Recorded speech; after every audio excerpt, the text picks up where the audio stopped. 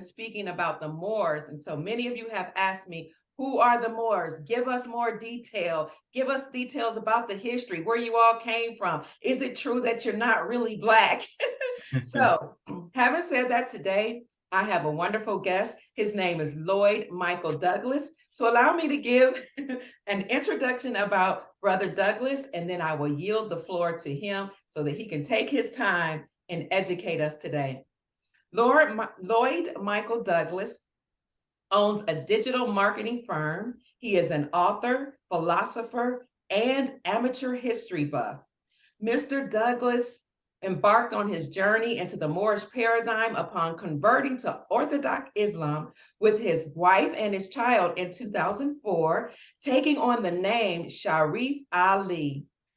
After meeting Swift Angel Elihu Pleasant Bay in 2005 and learning of the stripped nationality of the people misnomered African American or Black, Douglas L. began focusing his studies on Moorish science, nationality, jurisprudence, and history. Today, Douglas L. runs the website moorsinamerica.com and corresponding podcast, which focuses on issues pertaining to Moorish Americans. Brother Douglas L. has interviewed several prominent Moorish scholars and divine ministers such as Taj Tariq Bey, Asir Duke of Tears, Sheik Azim Hopkins Bey, Abdullah El Talib Mosi Bey, and Supreme Grand Sheik of the Moorish Science Temple of America, Brother D. Bailey L. Brother Douglas L. and his wife Drusilla joined the Moorish Science Temple of America in 2018 and received a warrant of authority from Supreme Grand Sheik of the Moorish Science Temple of America, Brother D. Bailey L., to open their own local temple in Columbus, Ohio, the next year in 2019. As leaders of their local temple, they teach and do the great, mighty, amazing work of uplifting fallen humanity in Central Ohio. Family, help me welcome Brother Lloyd Michael Douglas to the platform. I yield the floor to you. Thank you. Gratitude. I appreciate you so much. It's such an honor to be here on your show. Yes. I appreciate the information that you're sharing, and I see that it's growing and it's prospering. You have a lot of people paying attention, and it's because you're doing such a great job. So we're definitely subscribed, and we share your videos too.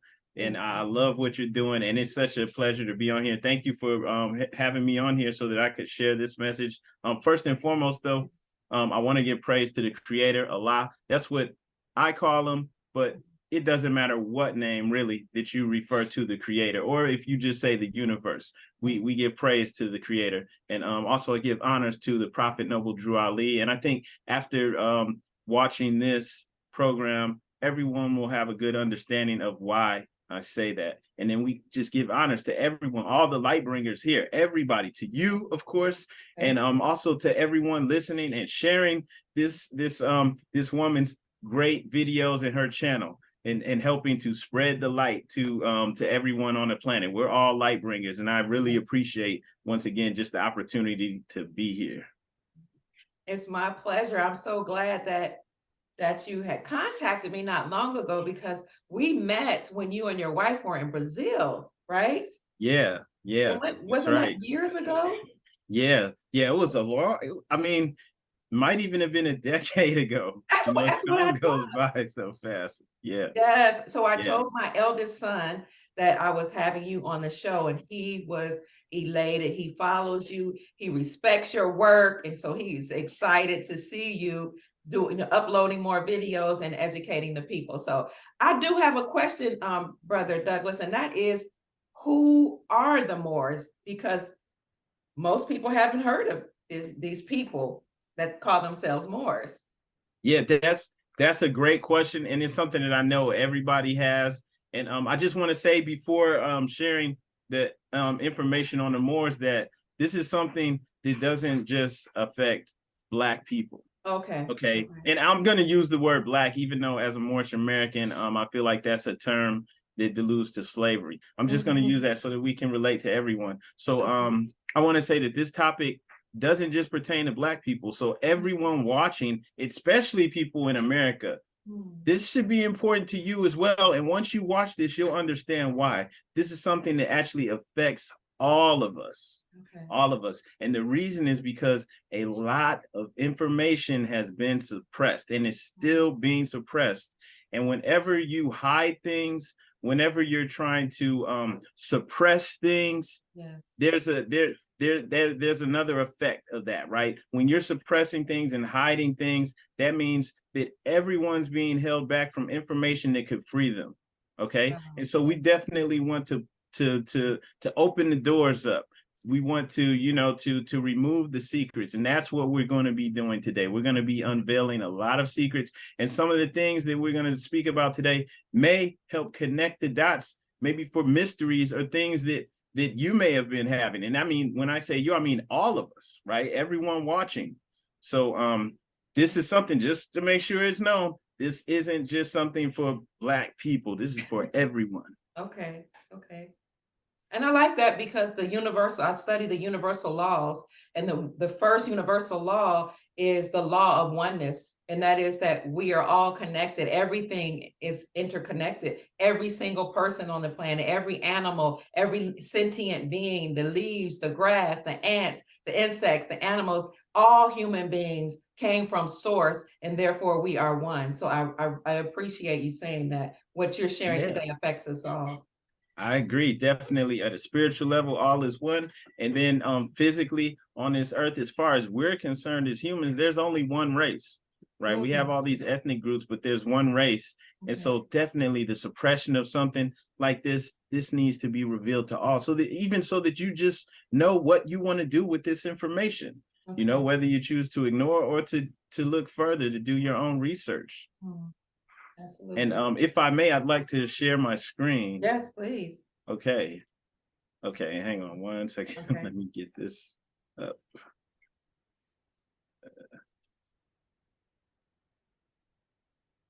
Because we recognize that we have been hoodwinked, bamboozled, led astray, run amok, and flat out deceived. I don't know if you can hear that, but I can hear it. Let's get it going. Okay, so let me go back. Because we recognize that we have been hoodwinked, bamboozled, led astray, run amok, and flat out deceived. I just wanted to share that because we've all been bamboozled. All of us, we've all been lied to. And it once again, just going back to what was said earlier, this does not just affect one group of people. Okay, we've all been lied to. And so as we go into this, I'm hoping everybody shares this video to help get this information out, because once again, this is something that affects the entire nation, maybe even the entire world. Wow. Okay, and so when you see on the screen, in 2020, Trump told, speaking specifically to those classified as Black African Americans, he said, African Americans need to understand their history, or you will go back to it again. Okay. And that statement was real vague, but it's like Trump was speaking to us in code. Now, I believe it may have been later on that year, or it may have been, I believe it was later on that year, that same year, Trump recognized all presidents recognized the longstanding bond between the United States of America and Morocco. The reason is because Morocco was the first nation, or the first kingdom, to recognize the United States, the early colony, as a nation. Okay, the President Obama did it. Everyone's done it, and Donald Trump did this as well. And in addition to that, there was a conflict over there in North Africa with Morocco, and they're increasing their borders. They're claiming some land in Western Sahara. So he recognized their sovereignty over the furthest west, Western Sahara. Now, on one level, on the surface level, that's strictly speaking about the dealings over there, specifically with Morocco and that area in Western Sahara. But on another level, okay, this is also speaking about us. the furthest west. And we'll go further into that. I think you'll understand by the end of this why I'm saying that. So the president is speaking in code. Okay, we're going to connect the dots today. All right, now for people misnomered as Black, there's a man named the Prophet Noble Drew Ali. He's born in North Carolina in 1886, and he made the transition, or most people would say died. He made the transition in 1929. He started an organization called the Moorish Science Temple of America with the purpose of uplifting fallen humanity. Wow. Okay, uplifting fallen humanity. Now, once again, I said we're going to connect the dots. You'll know why I'm speaking about this person and what was done and how this relates to the Moors. Okay, so for a lot of people, you may have heard about Where's Waldo. You may have seen this before. They have these puzzle games where you're looking and Waldo's in there somewhere. There's so much activity going on, though, that you don't notice him right away, but he's there the whole time. Right, here's another example. It's so much activity going on. Everybody's doing their own thing, just like we are in life. We're all doing our own thing. You don't know where he is until someone points it out to you. Right now, you can maybe see him up here in the little circle. Okay, but he was there the whole time. He was always there. And so this is the same way with the true history, the history of this nation and even of the world. It's always been there, but it's been hidden in our face. And I think by the end, it will make sense why that's being shown. So 93 years ago, nearly 100 years ago, this man that was born in North Carolina, Prophet Noble Drew Ali, declared us a nation. When I say us, I mean the people misnomered as Black. Back in those days, they were called Negroes. Then and then when I say those days, speaking on the 1920s, then maybe by the next decade, they were renamed. Who does that? They were renamed, or they were being referred to now as colored. Okay. So they weren't being called Black back then. Matter of fact, in the 1920s and 30s, and even the 40s, and even the 50s, and even part of the 60s, Black was seen as an insult by us, right? We started to warm up to that when things like James Brown made the song Black and I'm Proud. Okay, so we've been constantly getting renamed, but this man declared those people a nation, all right, in 1928. Matter of fact, on October 17th, 1928, the first Moorish American recognized in law was the Prophet Noble Drew Ali. He draped an American flag around a little girl and a Moorish flag around American flag around a little boy, Moorish flag around a little girl, and declared us a nation. He had a parade. In the parade, they had camels. There were delegates or people from all over the nation who were coming to represent their Moorish communities. Every city that there was a temple in, the temple was the center of that community. So people came from all over, and he announced to the world that we were a nation.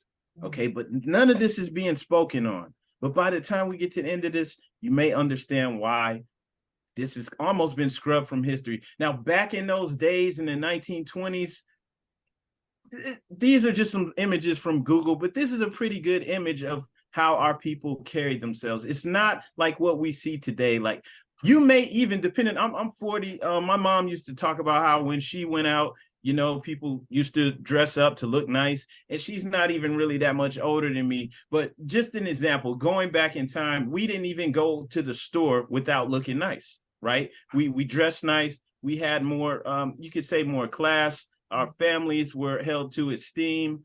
We felt the family was important. If you see this picture down in the bottom, this is in Harlem. A lot of those businesses were Black-owned businesses, right, during segregation. You see also in the other corner, there's a Black police officer helping, pointing the citizen in the other direction and just showing this to show our people. We knew we had to do for ourselves. We were together. Our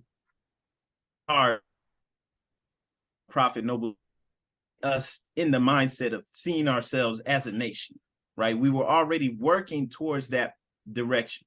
Okay, and I wanted to solve this puzzle. Is why was it even necessary for someone to declare us a nation? And he did this, and they had businesses all over the country, and it's not even mentioned in mainstream history. It's like he didn't even exist. Okay, so by the time we get to the end of this, once again, you'll understand why we're using this imagery. This thing has been hidden right in our face. Okay, and so of course, we have Black History Month in February, right? Black History Month, everyone knows about that. But there's a problem with that. Black history starts at slavery. It literally starts at slavery. Now you see in the bottom in this image, it says Moorish history goes back much farther. Okay, there's our history doesn't really start with slavery, but that's the label, that's the tag that's been branded on us, that we started slavery. This image is from PBS website speaking about the history of Black people in America, and it literally starts at slavery. There's another image. I saw this on Twitter and it blew my mind because it's from some African and Black history Twitter page. And they said on this day, this was in August, on 1619, the first Black slaves landed in Jamestown, Virginia. The history of Black America began. Okay. And I don't know who runs this Twitter account. It has nearly 400,000 followers. Okay, so this is the image, this is the mindset of our people, and this is what we've been taught to think. This is what everyone's been taught to think. That's why I'm saying this video is for everyone, right? So everyone's been trained to think that we start at slavery. Okay, anytime you see someone that looks like us in history, a slave tag will somehow be put on him. And so there's a reason, and there's actual laws and things that have been done to make this so. What you see on the screen is the Negro Law of South Carolina. A lot of people, most people never heard of it. This act was passed in 1740. If you look at Section 1, it declares all Negroes and Indians to be slaves, the offspring to follow the condition of the mother. Okay, but if you look down at Section 4, it says the term Negro is confined to slave Africans. And then in parentheses, it says the ancient Berbers.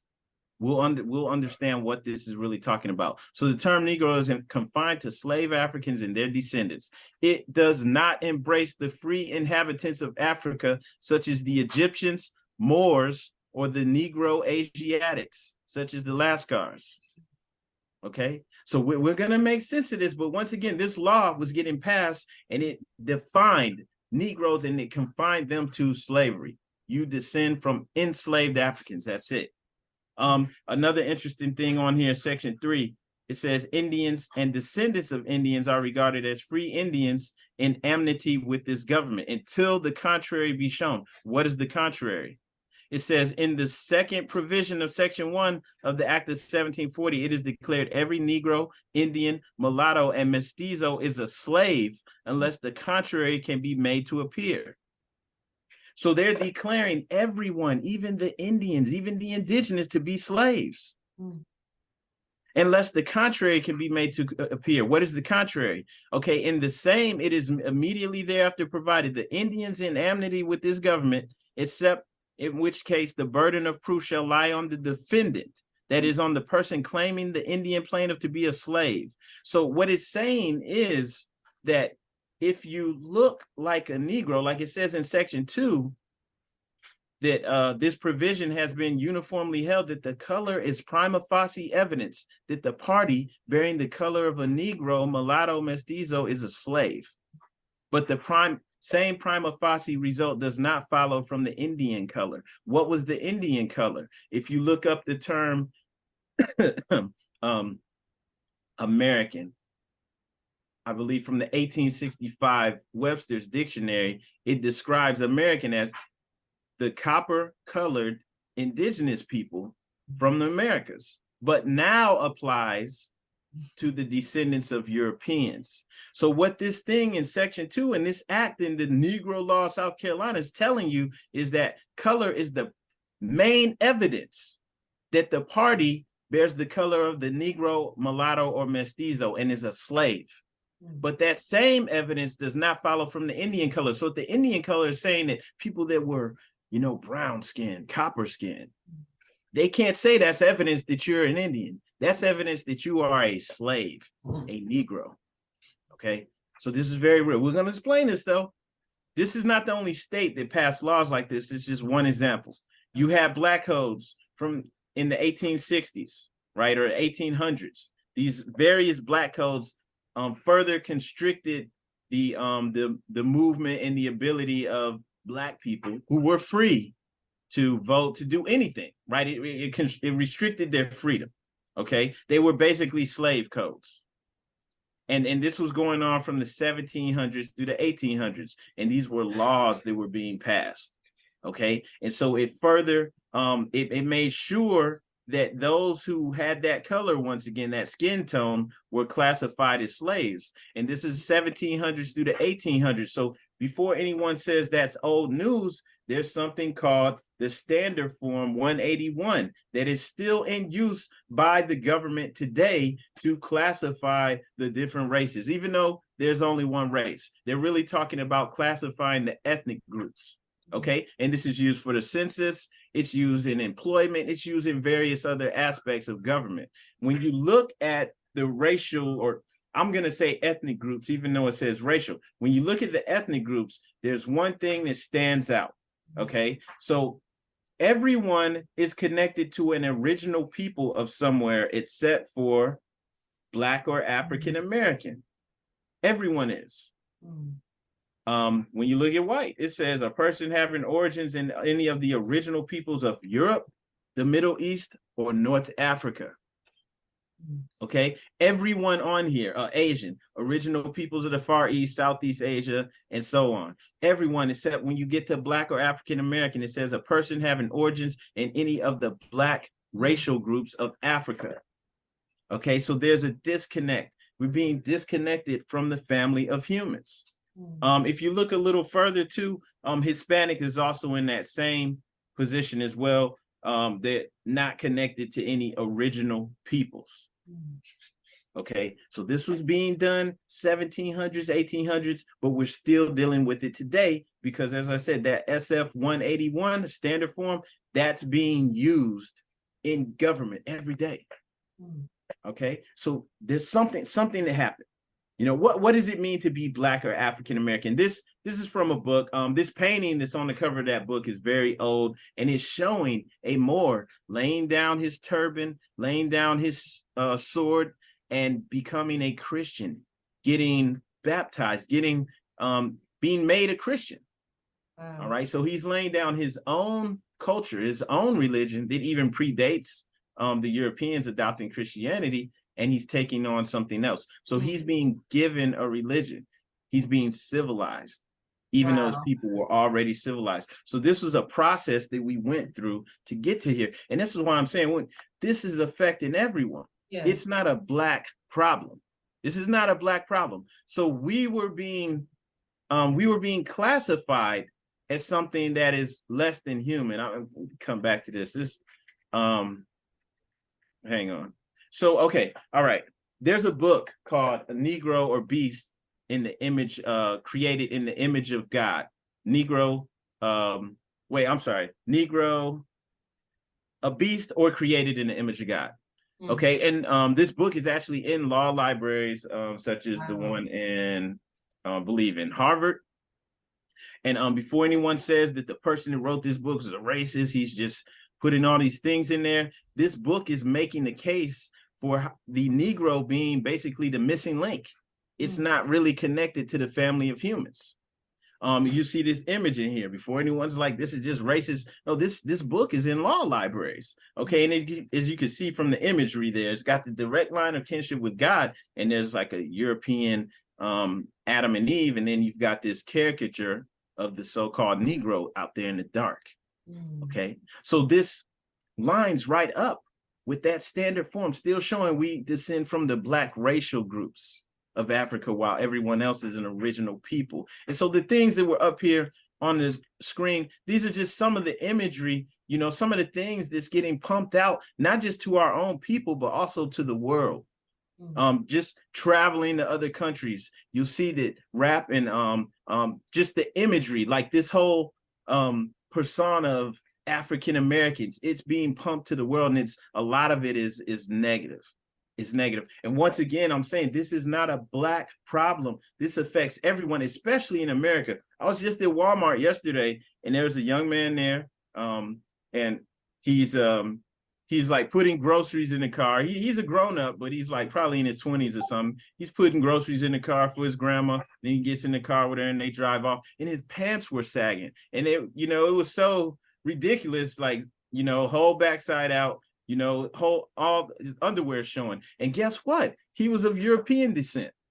Okay. And I'm only sharing this because this is not a Black problem. If we have influence, this video that's up here from Jason Derulo, this song was super popular. It's called Savage Love. It had over 101 million views. This song down there in the right corner, that's from Meg Thee Stallion. She had that song called Savage. And that song was huge. I think Beyonce redid it. This is 21 Savage. He's not even from America. This guy's from London. And he's coming over here making music about killing Black people. 21 Savage. So this imagery, this influence that we have, it's being used for negative purposes. Pills and automobiles. Chris Brown, 300 million views. Right? Rihanna makes great music, but she's also pushing the same thing. Didn't they tell you that I was a savage? She's not trying to get married, right? So this is the thing that's getting pumped to the world, and people are just eating it up. And this is what it means to be Black for a lot of people. Oh yeah, this is another thing. They got the song Meg Thee Stallion. The song is the B word, right? Okay, women are calling themselves that. Now, scientifically, the B word is a female dog, wolf, fox, or otter. So we are taking on this tag of being a beast, a carnivorous mammal, and thinking it's cool. And so this is the exact opposite of who we are. People, guns, drugs, in the videos, it's just ridiculous. The imagery that's getting pushed out, and this is the opposite of who we are. But once again, this goes back to us being disconnected from the original peoples. Now let's speak about who we actually are. Okay, we've gone through a process to get to this point, and when this image, this up here on the screen, this is another I guess you could say kind of like a quasi primate type of creature, similar to what was up on the screen before, where I had the image from the book, having us out of the direct line of kinship with God, where we're not even human. So this creature is called the troglodyte nigger.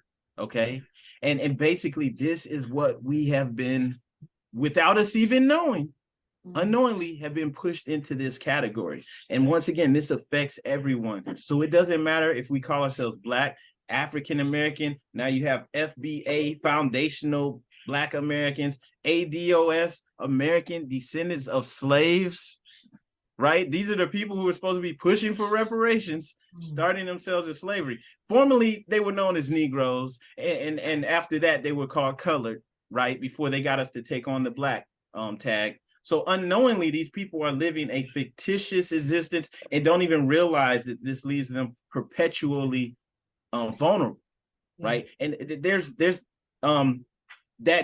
tag Negro or Black, they carry a vibration, right? Spelling, you're casting spells. So if you look up Negro in gematria, you'll see that it's tied to death.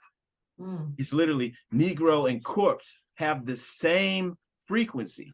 In gematria, that's looking at letters and numbers from the ancient Kabbalah perspective, right? So they carry that same vibration and energy. So we don't even know that. The negrification actually has a definition, and that's the fact or act of making Negro, placing under control of Blacks.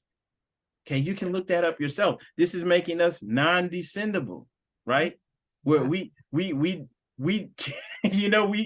can't create descendants. We're stuck. All right. I think the sister has something to add too. Yes, please. Peace and love, sis. Peace and love, Empress. I was just wanting to add, if you pick up a Black's Law dictionary, they change some of the stuff in it. So you have to get a fourth edition. Okay. It's a lot older. Okay. But if you look up the word Black, in the Black's Law Dictionary, it says civilita mortuus, that is civilly dead in the eyes of the law. And that is so important for us to understand, because when we go into these courtrooms as Black people, this is the definition that you are getting under, and that is a dead person.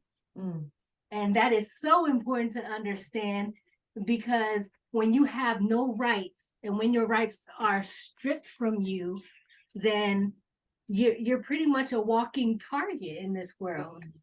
Wow. Yes, this is very important to understand. Thank you so much for sharing that. Because at some point I'm going to ask you, Brother Douglas, if lawyers and judges know this. Okay, I would say maybe not everyone. You know, there are definitely some lawyers and judges who do know this. Okay. All right. And they're not speaking on it, you know, maybe because they're binded. And that's something too that I think once we get towards the end of this, you'll see there's definitely people out there that know and that hide this. Okay. I'm gonna touch on that definitely. We'll come right back to that too, especially speaking with the things that Trump was speaking on just last year and the year before last. So once again, coming back to this, 93 years ago, the Prophet Noble Drew Ali declared these same people that were speaking about a nation. Okay, he in chapter 47 of the Holy Quran of the Moorish Science Temple of America, he gives us the name of a Mexim as the first true and divine name of Africa. All right, so right now that may not make sense, but just in a few minutes it will. He gives us our divine origin, something that's been hidden. We're gonna make sense of this. Just skipping down to verse 6 in the chapter 47, it says, the Moabites from the land of Moab, who received permission from the pharaohs of Egypt to settle and inhabit Northwest Africa. They were the founders and are the true possessors of the present Moroccan Empire, with their Canaanite, Hittite, and Amorite brethren who sojourned from the land of Canaan seeking new homes.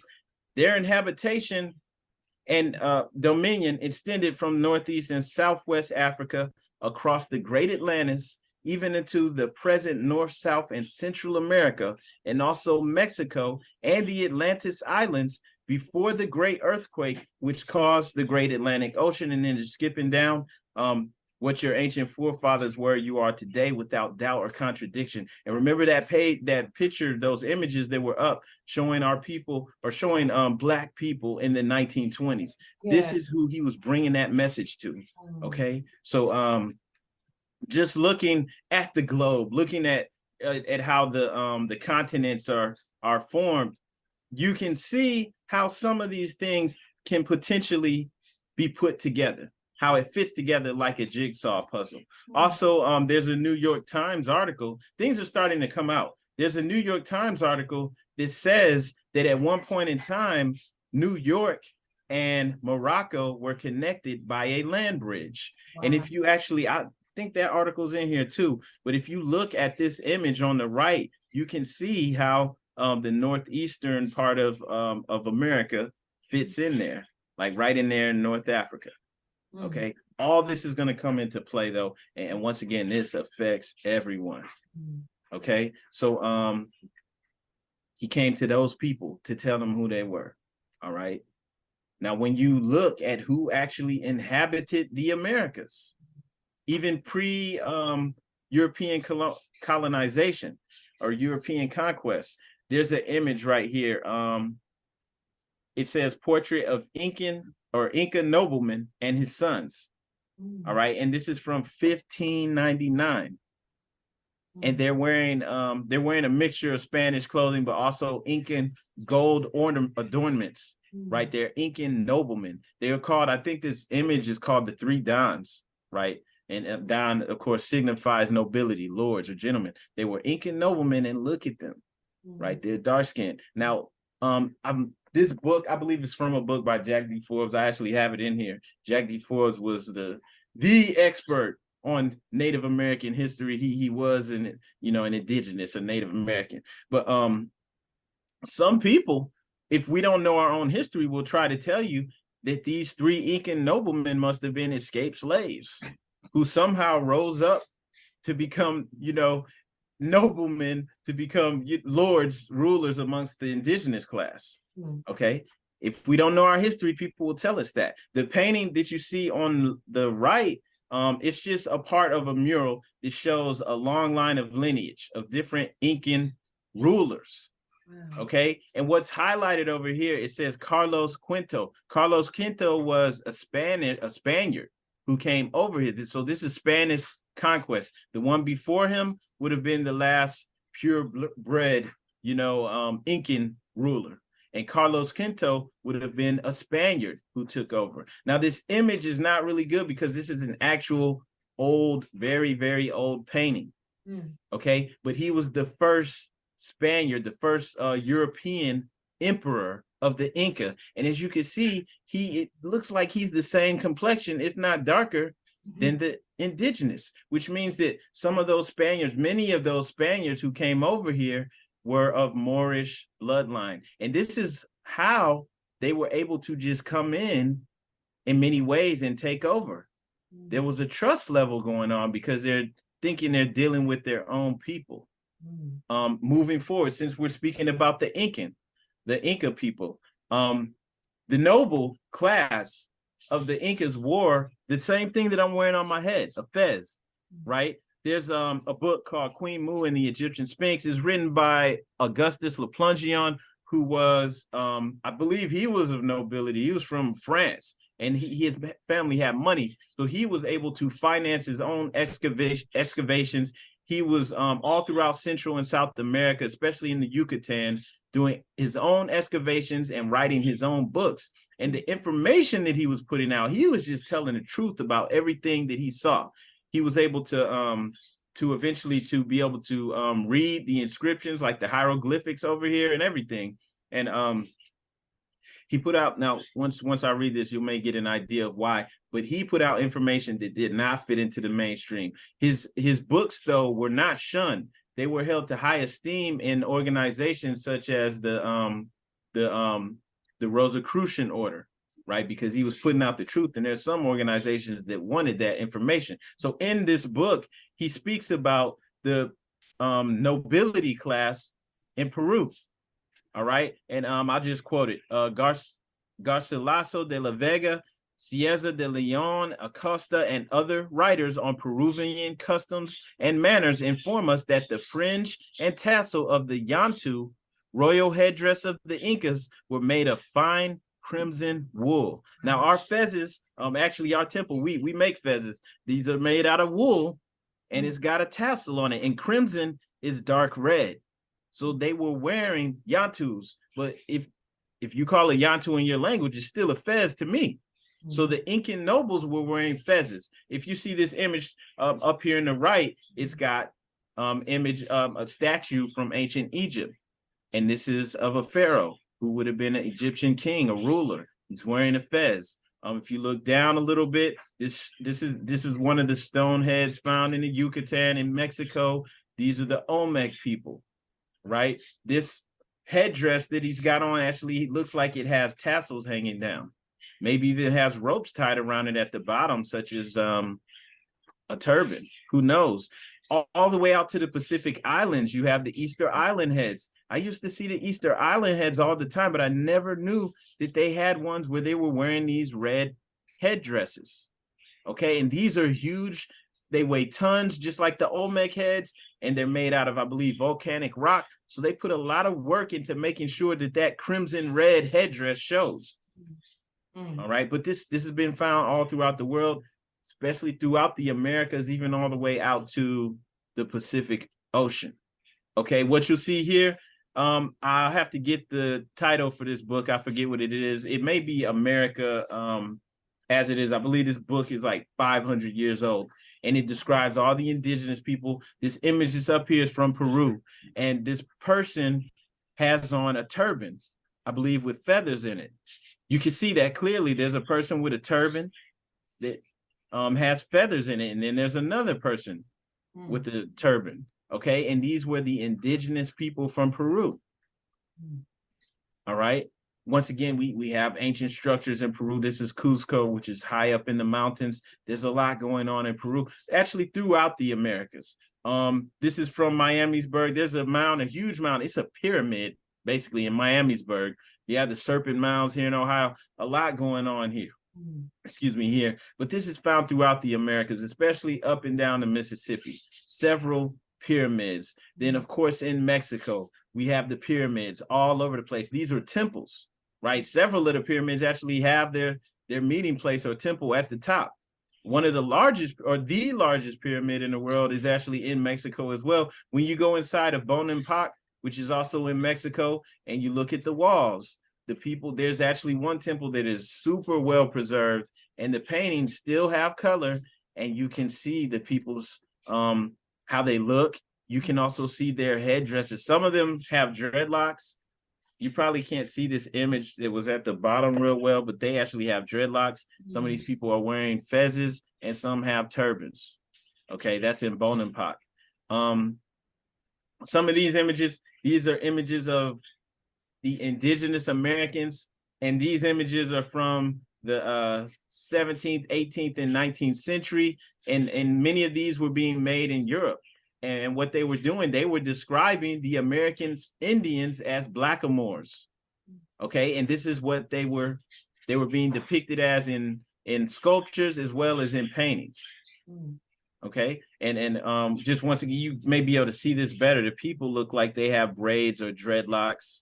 The image down in the right-hand corner, this is a statue that's priceless. And I believe this is depicting the indigenous people in Florida, and it's called a Blackamoor Indian. Okay, wow. And you see he's dripping with all the, all the ice. He's got all the gold chains and everything on, something that we're still doing to this day, right? But we're doing it in a lower state, but it's still there. Okay, and then just once again, the Prophet Noble Drew Ali, that same man that we were discussing earlier, who declared us a nation, he wore the turban with the fez in it. Americans, indigenous Americans, always depicted as dark-skinned, wearing a turban with that same fez in it. Okay, so something very powerful is being revealed to us. This image is up here on the screen.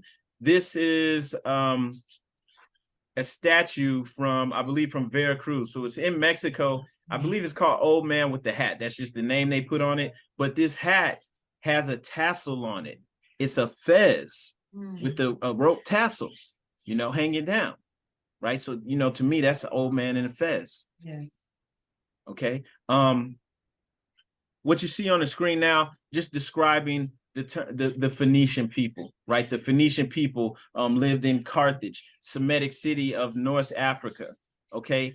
The Phoenician people were seafarers. They're also connected to ancient Atlantis. I'll speak about that in a little bit, but there's no real reason, given the mainstream version of history, for any Phoenician artifacts at all to be found in the Americas, right? Pre-European conquest. No reason at all, but it's been found here. Okay, just going back to the Phoenician though, just looking at the term for Canaanites, which is important because the prophet reconnected us to Canaanite and the Moabites.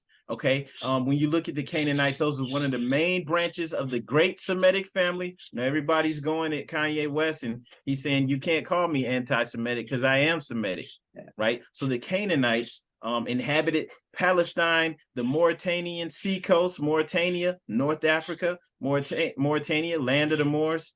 In ancient times, that included Jews, Phoenicians, Carthaginians, Moabites, Amorites, I can't even pronounce that, Idumeans and Philistines, right? Fierce and warlike people with a remarkable genius for religion, which has greatly influenced the modern world. The prophet said that our ancestors were the creators of civilization. Remember, he's talking to those people, those images from the 1920s, the so-called Black people, saying that you descend from the creators of civilization.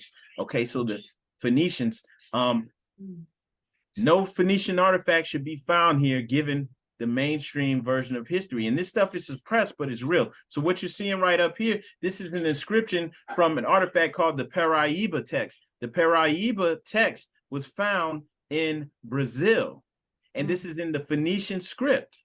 And this is because at the time, that this thing was found, the Europeans would have, which in that area would have been the Portuguese, they hadn't fully translated the Phoenician script yet. So as the people that found it, like and this isn't the only thing, the Paraiba text, this is one thing, but there were several coins and different things found with the Phoenician script on it. Okay, and this is important because the people who found it, many of them were Jesuit priests or whatever, they saw enough and they could understand enough to know that it was Phoenician, but they hadn't truly translated everything until much later, talking about in the 1900s, 1940s, 50s, and this is when they realized they weren't fake. No one could have faked it. That one that was just showing, though, the Paraiba text, it says, "We are children of Canaan, from Sidon, from the eastern kingdom of merchants, and our caste." And then it says, it says a little bit more from that. There's another one too. This has King Messa's inscription from Moab, and this was found here in the Americas, in South America. Let me go to. There's another book I want to share with you. It's called The Mysteries of Ancient America. Let me pull that up, and it's got a little bit more about that Phoenician script being found here, and just things in general that shouldn't be found here. Okay, and the Prophet Noble Drew Ali reconnected us to those people. Okay, so you had a stone covered with Phoenician letters discovered in Brazil 120 years ago.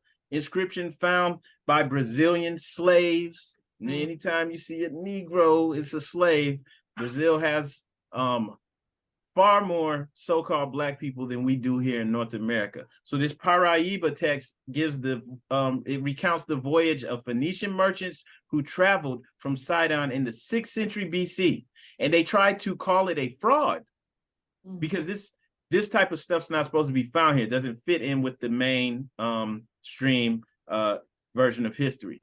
But later research found that the script was authentic, right? The passages that were thought to be erroneous have been verified from identical inscriptions of bona fide Phoenician artifacts. Not only that, but they didn't understand all of that stuff. So it was found in the early 1800s. You had Cyrus Gordon, a Semitic language scholar at Brandeis University, who ruled out the possibility of forgery because the archaic language was only recently decoded. In 1641, Jesuits living near Minas Gerais, Brazil, reported bronze figurines with strange writing. They didn't know what it was. Later on, antiquarians at the Vatican identified the inscriptions as Phoenician. This is all being covered up. Nobody knows this. 1754, missionaries reported the ruins of a stone city in the Amazon jungle having Phoenician inscriptions. Okay, so the Phoenicians, clearly there's something going on. Why are these things being found in Brazil? Also, you have the Wabansi sculpture found in Chicago, and this is another thing that people who are looking at it saying this looks similar to Phoenician artifacts, and this was found in Chicago, and it's being covered up so badly. Hang on one second, let me pardon.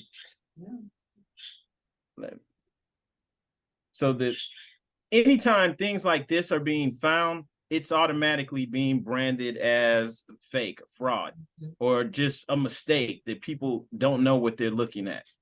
Okay, so there's a script that's being told to people. You have to cover this up, especially people who are historians who are writing books. You won't get any work if you talk about this. This is the Wabansi structure. It's now tucked away in a Chicago museum. For several years, it was being used just as a water fountain. But this thing was found by some early European explorers of the area, and it's got inscriptions on it, as well as other signifiers that show that it's got some ties to the people across the Atlantic. There's also, you have the Bow Stone. Okay, this was found in North America. It's got Iberian Punic on it. Okay, if you just see the description of it, it's a small rectangular stone. There's actually a chamber at this place they call Mystery Hill that has several artifacts like this, and the inscription reads from right to left, "To Baal of the Canaanites," in parentheses Phoenicians. This is in dedication. Okay, so you had the Canaanite gods of Baal and El, Bay and El. Then you have more. You also have the Born Stone. I believe this was found in Connecticut. All right, it's a Carthaginian artifact, and not only that, it's signed by Hannibal Bay. It's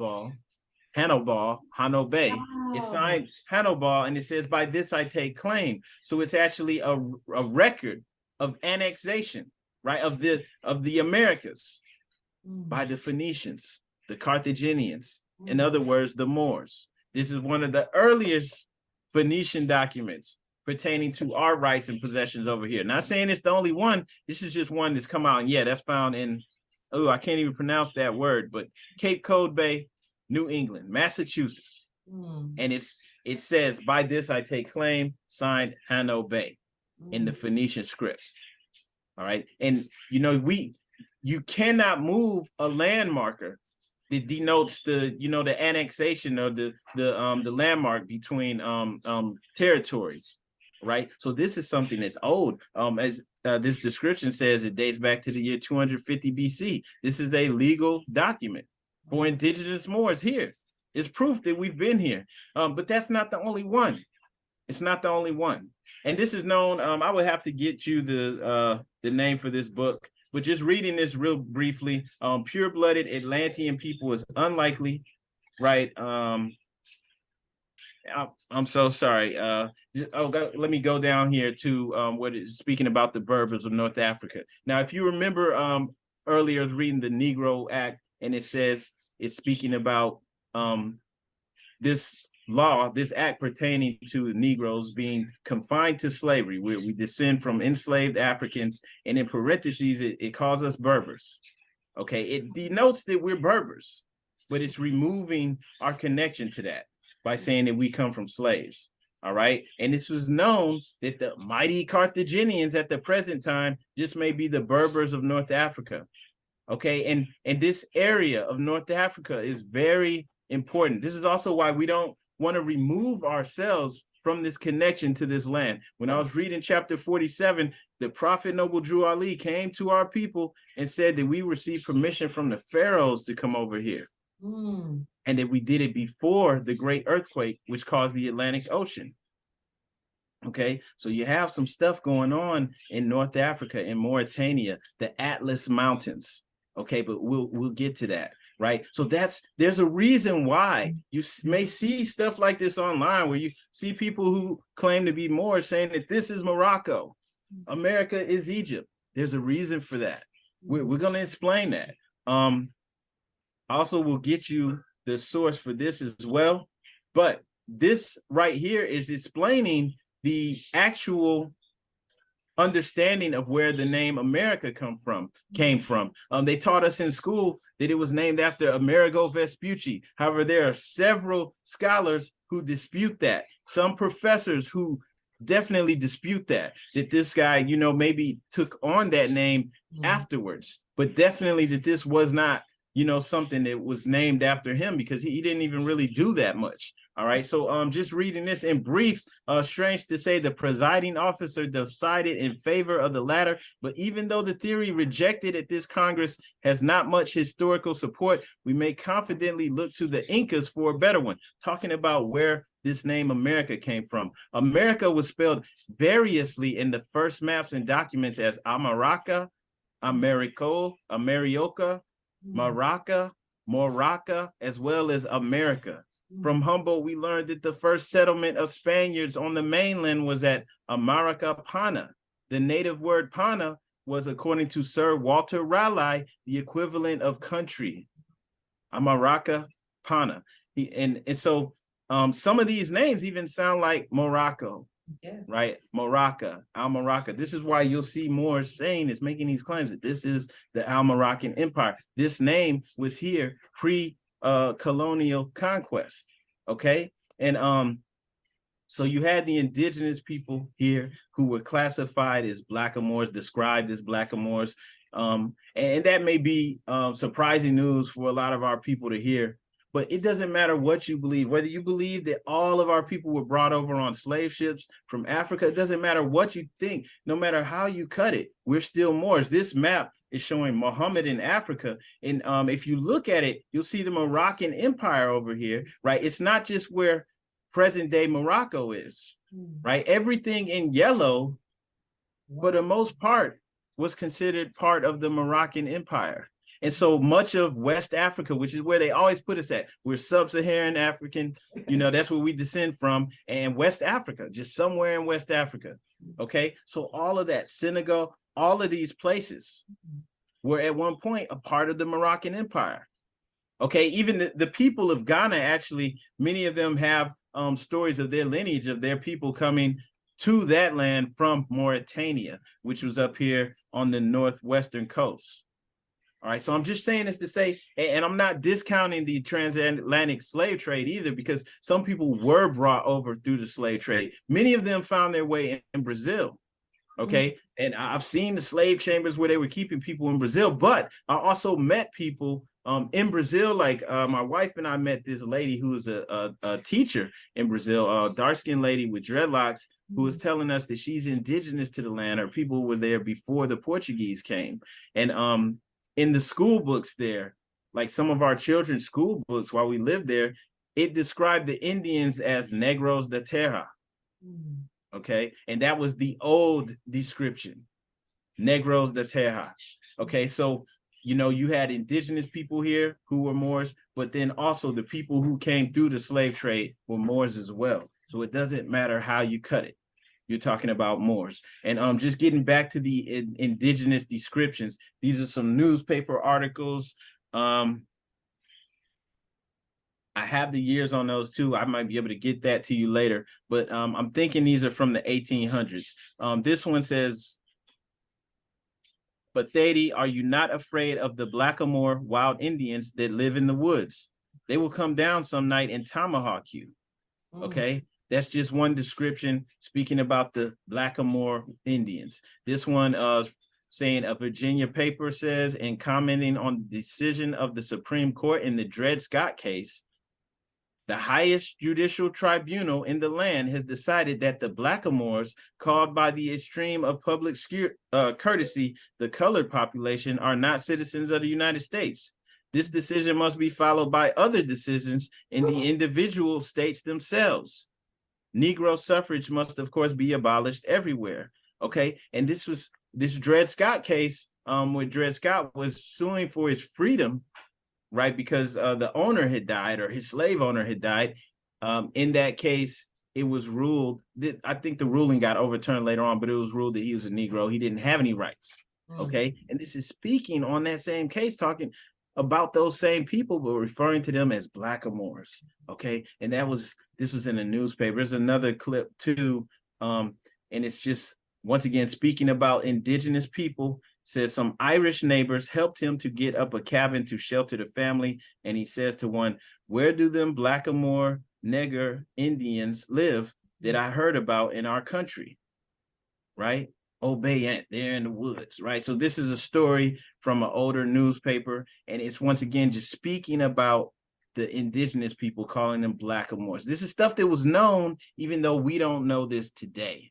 Okay, and there's several examples, but just getting to another example, William Penn, who is the founder of Pennsylvania, when he was speaking about the Delaware Indians, the first natives he encountered, right, in a letter to the Committee of Free Society Traders, 1683. "The natives I consider in their person, language, manners, religion, and government with my sense of their original. Describing them, they're generally tall, straight, well-built, and singular proportion, tread strong and clever, mostly walk with a lofty chin, of complexion, black, but by design as the gypsies in England."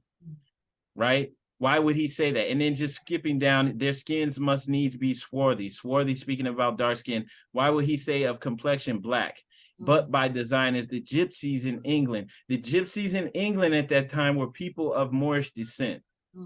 Even that nickname, Gypsy, Egyptian, right? That was the tag that was put on them. And these were the people who may have lightened up over time, right? But these were the remnants of the Moors. The Moors ruled Europe from 711 to around 1491. 1491 is when it officially, the last stronghold fell, but that's nearly 800 years. And so Moors were all over Europe. They ruled from Spain, the stronghold of the empire, but they were all over Europe. Okay. And so he's saying, well, the Indians, they look just like our Indians, right? Just like the gypsies over here, the Moors. Okay, this statue that you see, I believe this is a Powhatan who is a chief or a king from Virginia. Okay, but this type of statue you see, okay, he's dark skinned, he's got obvious features of the so-called Black people. All right, but these types of statues you actually see like all over Europe, even throughout the early Americas. They'll have these statues anytime they're selling tobacco. We were like tagged with tobacco, right? Because that was one of the main crops. Okay. And they would have a Blackamoor Indian. Okay. And then the same way he's depicted with this feather headdress and this feather thing around his waist. This is the same way they depicted Negroes as well. As you can see this old image down here showing Negroes probably being sold into slavery. They had that same feather headdress and feather waistband thing. Okay, this is how the indigenous were depicted as well. Also in the book Ancient and Modern Britons by David McRitchie, who is a man of European descent. He's using that same type of description of that William Penn used, right? The Englishmen who had colonized the western shores of the Atlantic not more than a generation or two before Gross spoke of the Indians there as being as black as gypsies. All right, so when they say gypsies, they're speaking about Moors in Europe. In 1676, the native races of New England were spoken of indifferently as Indians and Moors. And our British Indians are also remembered as Moors. Therefore, Gross is virtually telling us that large companies of Moors or Black people roamed up and down the country rather more than 100 years ago, taking very considerable contributions from the farming classes and others being possessed by many fierce and aggressive qualities. So he's speaking about the Moors in Europe being just like the ones over here, the natives, the so-called Indians, okay? And that's in Ancient and Modern Britons. I think that's on page 374.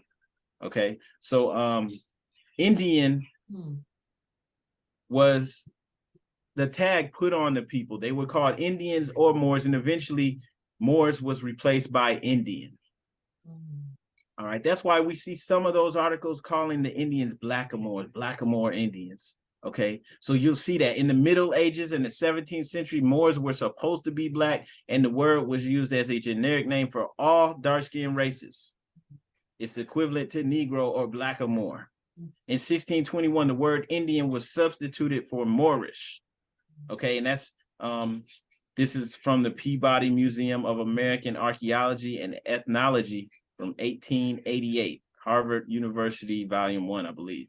All right. And I want to speak on how the Indian got in this position, how he was enslaved. So as I was saying earlier, with that Negro law, South Carolina, right, it lets you know that that color, that skin tone became the way of determining who's an enslaved Negro, who's a Negro that descends from enslaved Africans. But that same color could not be the determination for you being an Indian, a so-called indigenous person.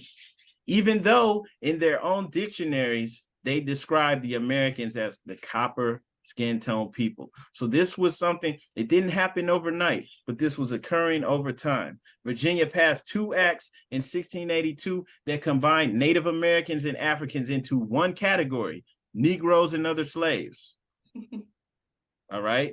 And then in more modern Virginia history, the census director in Virginia, Walter Plecker, right, developer of the Negro and American Indian classification, declared all Indians were of African heritage, and then he helped to initiate the Racial Integrity Act, right? They were literally like, well, your hair is too curly. You don't have good hair. Doing this to people and saying, okay, you classified as Black. And so this was occurring, and they were wiping out the Indian populations of entire states, right? This is happening state by state, And this is how the Indians disappeared. And this is very real. I mean, you can look through history. There's a case with Abraham Lincoln representing a William Dungy. William Dungy today would be classified as Black. Okay. And he came into an inheritance. I think he may have inherited a house. I can't remember all the details, but he came into an inheritance and he had some relatives who would be classified as white today. All right. And they knew that Negroes couldn't own property. So they made the public assertions that he was a Negro, specifically one, Joseph Spencer. He's like, he's a Negro. And that was not just like an insult or something. No, that's to make sure that he doesn't get this property. Maybe Joseph knew that he could get it, or he wanted to take it. So he argued that William Dungy was a Negro, and William Dungy sued him. And Abraham Lincoln was his trial lawyer. And he argued, he said, my client is not a Negro, though it is not a crime to be a Negro, no crime to be born with Black skin. But my client is not a Negro. His skin may not be as white as ours, but I say he is not a Negro, though he may be a Moor. All right. And then he interrupted Judge Davis, who's starting to smile. You mean a Moor? And he's pointing to C.H. Moore, who has the last name Moore. And Lincoln says, no, he clarifies that. He's like, no. He's like, I say my client may be a Moor, but he is not a Negro. And he won the case. He won the judgment for William Dungy by arguing that he wasn't a Negro, he was a Moor. Okay, and so these are the things that are hidden in history. They're there, but we don't know what we're looking at. In 1730, you have Philip Moore III sold a parcel of land in Hartford, Connecticut, to Captain Thomas Seymour. Nothing about the transaction was unusual, except that Philip was a man of African descent, whose father and grandfather before him owned that land. He sold it.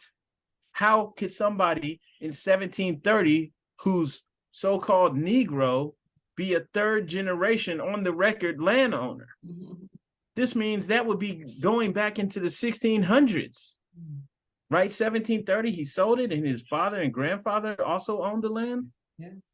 And his last name was Moore. Okay, so this is something that's, once again, is there. We just don't know how to look at it. You also had the first person who was killed in the American Revolution was somebody named Crispus Attucks. Crispus Attucks was a free Black man. Okay, and Attucks, that last name that's an unusual last name. Attucks is I believe it's an Algonquin word, and I think it means deer. But that was his last name. Oh no, it's a Wampanoag word. Crispus Attucks was a Wampanoag Indian. That's what a lot of people don't know. He knew that because we're talking about early 1700s, right? So he was of Wampanoag descent, but he was classified as what? A Negro. Even though he knew who he was, right? And he's got this Indian name, Crispus Attucks, he's still classified as a Negro. And of course, he was the first person to die in a Revolutionary War. But these things are hidden in our face, right? Who knows what the explanation would be given for him being a free so-called Black man at that time. But you have to know who you are in order to properly assess this information that we're seeing. Okay, so you also had another example. This act was passed in Massachusetts on the 6th of March 1788, forbidding any Negro not a subject of the Emperor of Morocco or a citizen of the United States from tarrying in the Commonwealth. So once again, we have this distinction being made. Now in 1790, there was an act that was called the Free Sundry Moors Act. You had a group of people who would be classified as Black today who petitioned the court to be classified as Moors, emperors of the subject of Morocco. If anything happened, if they're accused of any crime, or if somebody says they're a Negro so they can't own land, Negroes couldn't own land, couldn't own guns or anything. If that happened, they would be classified as Moors. All right. And so this Sundry Free Moor Act was passed. And if you look at their names, none of them had Arabic names, right? They all had the same type of names that we have to this day. okay? And they were people who would be classified as Black, okay? So they weren't actually saying that they came from Morocco over there. They just knew something. The way that the tribes and the people were classified, this is once again something that's been hidden in our face the whole time. You see this map up here, it says distribution of the barbarous tribes. Now, a lot of times we hear that name, barbarian, barbarous. We're thinking, you know, that's an insult. And it was turned into an insult by Europeans as they started to kick the Moors out and started to have the expulsion of all the Moors from Europe and start to go to war with Moors. It was turned into an insult, right? But barbarian or barbarous actually ties in to the word Berber, the Berber people, the Moors of North Africa. So you actually had this tag being, or this description being put on the barbarous tribes east of the Mississippi. Okay, and this map is actually showing people. Now, if you look at the southeastern United States, our people still, there's still a large amount of our people that live in that portion of North America to this day. But this was the distribution of the barbarous tribes east of the Mississippi. And this is an old map, I believe. Well, it says circa 1491, but I believe this map is like over 100 years old, maybe even a little more than that. Okay, what you're looking at right now, this is a federal race classification. So what many people don't understand is when you look at the census, when you look at the classifications they have for all these ethnic groups, they actually have racial hierarchical codes.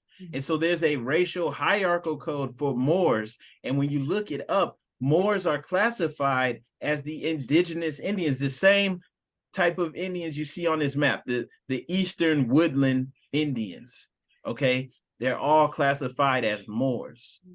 And once again, this is something that we don't know, but it's been there this whole time. And people can go and look this up themselves. It's true. So this is known, as you were saying. Do some lawyers and judges know? Now, there are some people who know this. They can't tell you, all right, but it's known. So once again, it doesn't matter if we're looking at the people who were here before European conquest or the people who came via the slave trade. We're still talking about Moors. And when you look at the slave trade wasn't just bringing people from Africa. It was also getting people in the Bahamas and bringing them to South Carolina and causing confusion, sending those children off to another area, separating the elders so they can't pass down the language, and branding them as Negroes everywhere they went. Okay. And so when the Prophet Noble Drew Ali reconnected us to the ancient Moabites, the Canaanites, these are the people he's talking about. These are things that were built in that area, which back then would have been called Canaan. Things that are built out of solid stone, right? Ancient civilizations. And we don't want to discount ourselves from that. Okay. So I want to go back into this though, just speaking about the Canaanites. It's known, and I guess you could say in secret circles, that these people, the Canaanites, the Phoenicians, they are tied in to not only to ancient Egypt, but they're also tied into ancient America. All right. And this is why we would see those types of artifacts found here. So there's migrations that took place over time where the people from Canaan, from that land, moved throughout North Africa and even made their way into the place called Mauritania, the Atlas Mountains, right? This example that's up here is just saying that people who migrated across the Mediterranean into Spain from North Africa were known as Moors, right? They came from the Moroccan cities such as Marrakesh and Mauritania, all right? And this is located beneath the Atlas Mountains, right? Which is west of Egypt.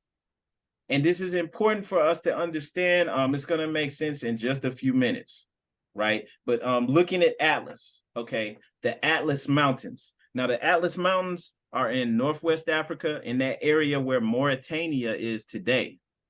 When you look at the word Atlas, now Atlas, I guess you could say mythology. I don't consider it mythology, but when you're looking at the story of ancient Atlantis, right, as told to us by people like Plato. Plato learned this story from the ancient Egyptians. He was sitting at their feet and learning about history. And they're telling him about a land that wound up sinking beneath the sea. Now, Atlas had a king, King Poseidon. Poseidon had 7 sons. Atlas, I believe, was the oldest son, and he had the large, Poseidon split the kingdom up into 7 portions. I believe Atlas had the largest portion. He was the oldest son. Now, also in Greek mythology, Titan, condemned to hold up the celestial heavens for eternity, right? He stood at the ends of the earth in the extreme west, which at that time was Mauritania, the furthest west, the extreme west. He became commonly identified with the Atlas Mountains in Northwest Africa and was said to be king of Mauritania. We don't know this. We're not being told this, right? You have the Atlantic Ocean, right? The sea, that means the Sea of Atlas. Of course, Atlantis means the island of Atlantis. And he was one of the kings of Atlantis, the king of Mauritania. Okay, we're not being taught this, but this has been passed down literally for thousands of years. So when Plato's story is automatically tagged as mythology, oh, don't worry about that. There was no Atlantis.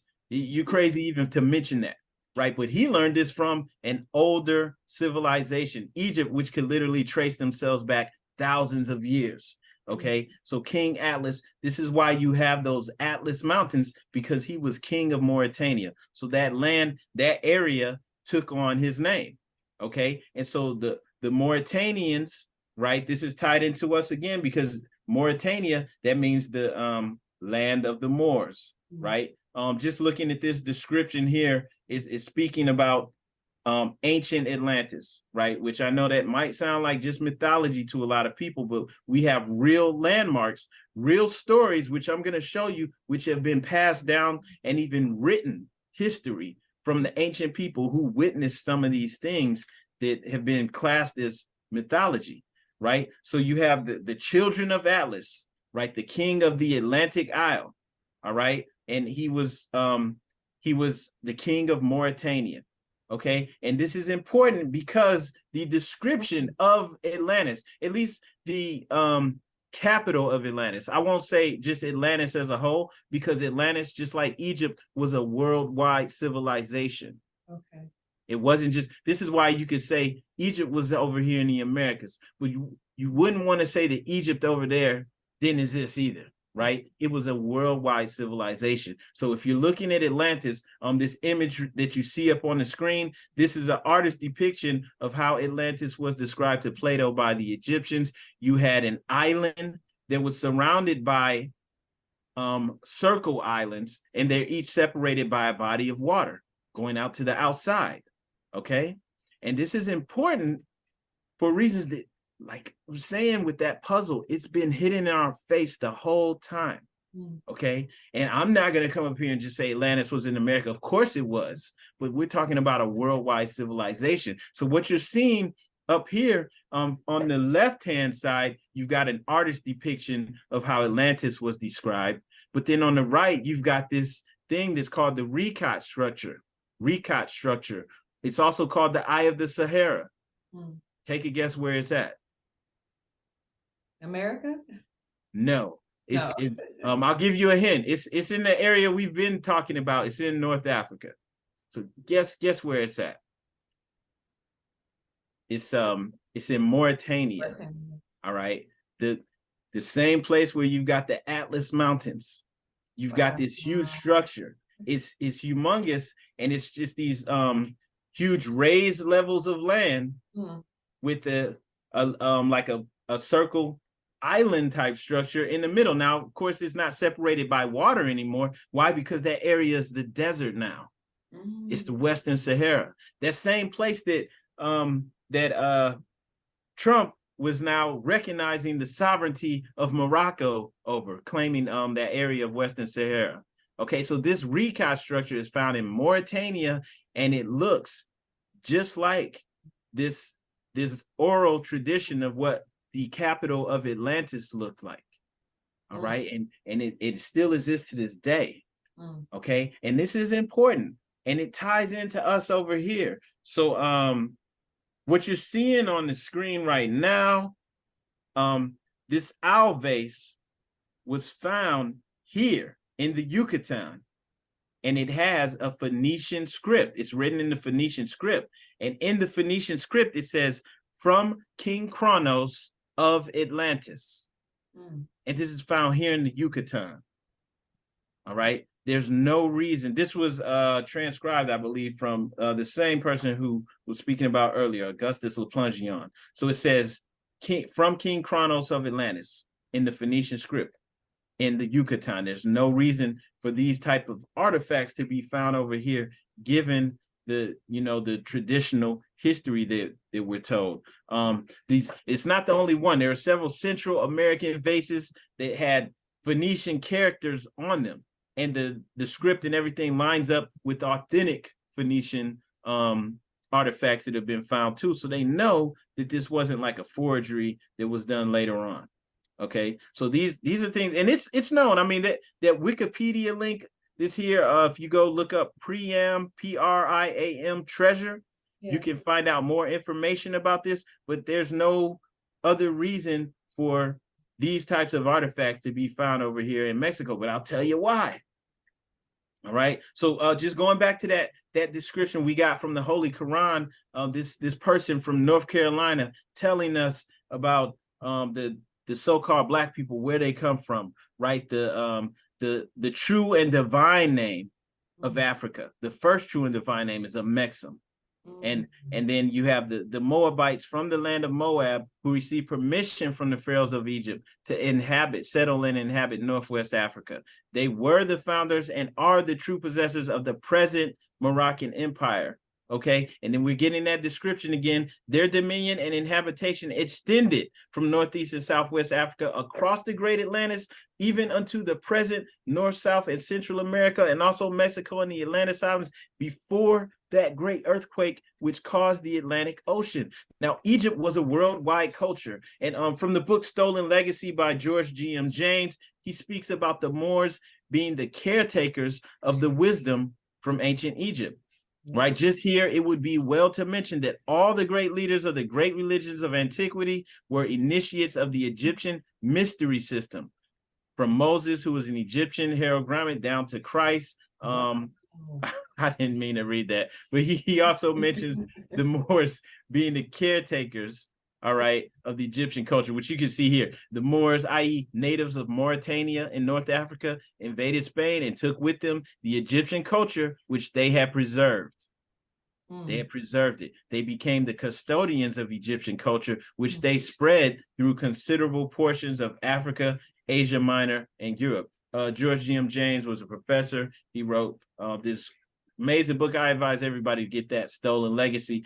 We spoke about this previously. This is why you'll see artifacts like this found here. This sculpture that looks like a pyramid was found in Ecuador. Okay, and it's a 13-step pyramid with the Eye of Providence at the top. It looks just like the one on the US dollar. So once again, with that being on that $1 bill, that's our seal. So somebody knows this.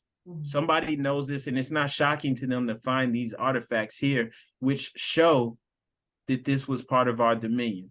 And on the bottom of that same pyramid, you have a script that's been found here, which has actually been found on artifacts all over the planet. All right. And you actually had someone who was able to transcribe and understand that script. And he was a scholar from Mauritania. And he basically was a scholar of his own people's history. Okay, so that's why I give the floor, sister. One question. The pyramid on the dollar, I noticed that the top part of it is separate from the other part. The little is there a reason for that? I'm just going to take a guess at it and say that that eye is representing the all-seeing eye, which we all have within us. Even if we all have a third eye or a pineal gland. And when you separate that, or you separate that capstone from the body, right, we're not able to connect with God within. Wow. Wow. And that's why when you look at the pyramids, like in the Great Pyramid in Egypt, it had a capstone. Actually, the capstone that used to be on it, I believe, was solid gold, and it was removed. So this is being done. It's like taking the head off of an entire people, right? And the spell has been cast. Okay. Thank so you. we don't even realize what's been going on. And this is why I was saying, like, this isn't just a Black problem. This affects us all. It's holding everybody back, right? We have to return to our true state, or it's just gonna keep continuing like it is now, whereas everything in society is going down. And just going back to that, I know I keep talking about that verse from the Holy Quran, but this man from North Carolina in the 1920s let us know that the dominion and inhabitation extended from Africa across the Great Atlantis into North, South, Central America before the Great Earthquake, which caused the Atlantic Ocean. Now, there's something called the Toronto Manuscript, and it describes the Great Earthquake that caused the Atlantic Ocean. I'm gonna go to a book from got a book from Augustus Le Plongeon, same person we were speaking about earlier, and he's reading from the Toronto Manuscript. Now, the Toronto Manuscript is a book that was smuggled out of Mexico. And the reason they had to get smuggled out is because when the Spaniards were coming in, they were burning the books. And if they didn't burn it, they were sending it straight to the Vatican so that it could be locked up in vaults. And so there were books over here. There were universities over here. But we're being told that people were all, uncivilized. Okay. And so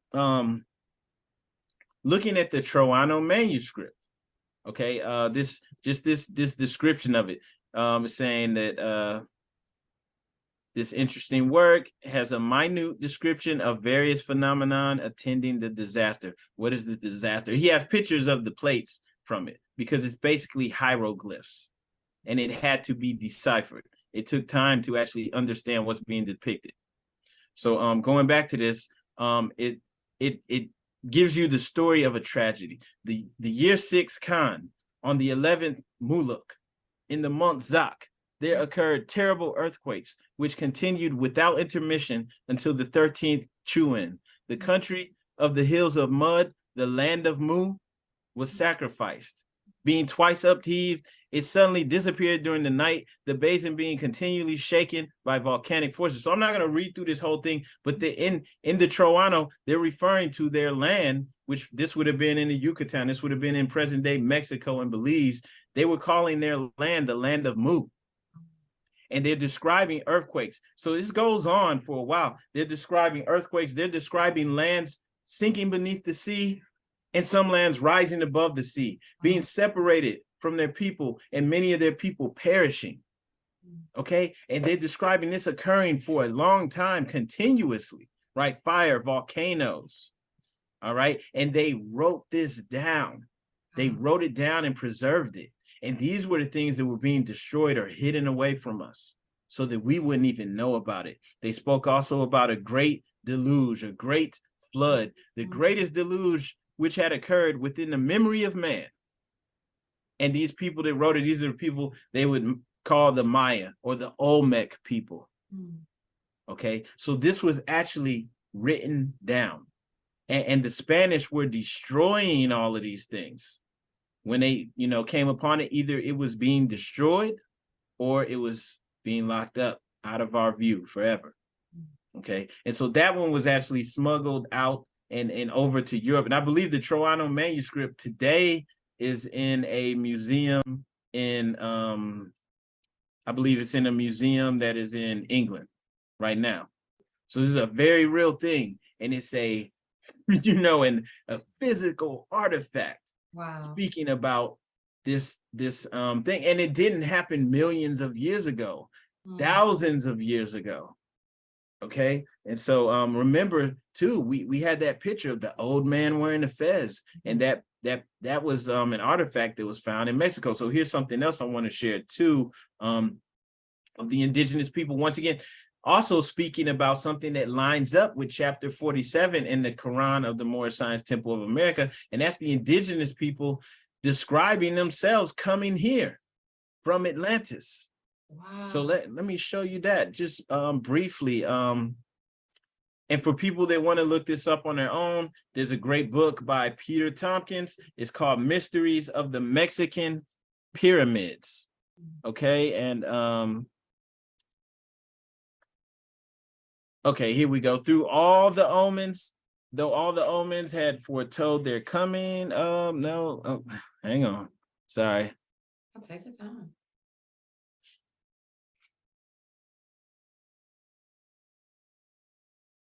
Okay. All right. Okay, here we go. So well, first, before I describe this, the description of the Spaniards when they first glimpsed the island capital of Tenochtitlan. Tenochtitlan was built like floating islands, and this was in Mexico. So they're saying that it was amazing. It was like Venice. It had stunning palaces, temples, and pyramids, stucco pink with volcanic ash, right? They had running water. It was amazing. It was more amazing than anything they had ever seen in Europe. Though many had seen the splendors of Rome and Constantinople, they were amazed at a city of 300,000 inhabitants, right? Freshwater aqueducts laced with canals, paved streets, as big as Salamanca. They had a huge marketplace where 70,000 Indians came to trade. They had exotic birds and all these things, and they described their leader Montezuma as a Moor. Okay, but just going back to them describing where they came from. Okay, according to Aztec tradition, the city of Tenochtitlan was modeled after the lost capital of their original homeland, situated on an island in the middle of a lake, surrounded by rings of canals and interconnecting dams. Mm-hmm. They called themselves Aztec after their mythical home in Aztlan. Mythical. Aztlan. Okay. And they described their homeland. So you have that reference now to Atlantis. Remember Poseidon, he established that island with rings of land, each separated by water, circles within a circle. Mm-hmm. And then we've got that Recot structure, the Eye of the Sahara in Mauritania. Okay, so the Aztec people describe themselves coming from Atlas, and coming from this land that's fits the same description of Atlantis. And that's another thing it's been there. We just don't know what we're looking at, right? Even if we read something like that, in the history, you wouldn't know what you're looking at unless you know your true history, okay? Or how this connects to us, the so-called Negroes. So once again, just going back to Trump, this is why he was telling us he couldn't come out and say it. Mm-hmm. We have a prophet, right? We need to listen to our prophet, but he couldn't come out and say this to us, but he told us without saying it, without breaking code. He said, African Americans have to understand their history. And when he's saying, or you will go back to it again, he's talking about the suffering, like the things that we're still going through to this day.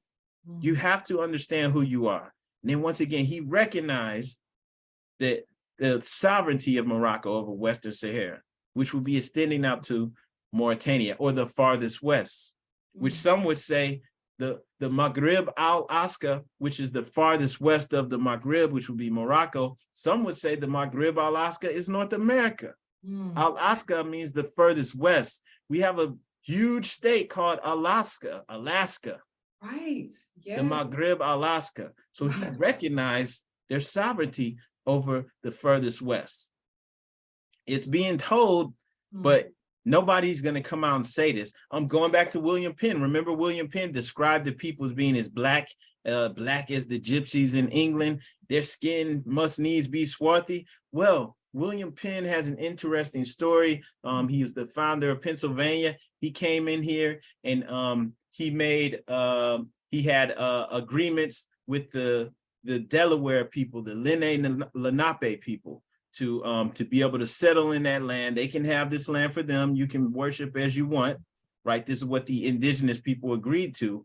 And what many people don't know is that William Penn learned many of the indigenous languages, and one of the leaders that he met was a man named Tammany, Chief Tammany or Tammany, right? He's a king, Chief Tammany. Chief Tammany actually gave William Penn a nickname. They called him Mequon. There's a story about how he's trying to tell them his last name in their language is Penn, and so he pulls up a quill or a feather, and when they see the feather, they're like, "Oh, Mequon," right? Because that's what they use for a pen. Dip it in the ink, right? The indigenous people weren't all uncivilized like they tell us, so they call him Mequon. But when they gave him that nickname, they're adopting him into their culture. And like, okay, you can have this portion of our empire.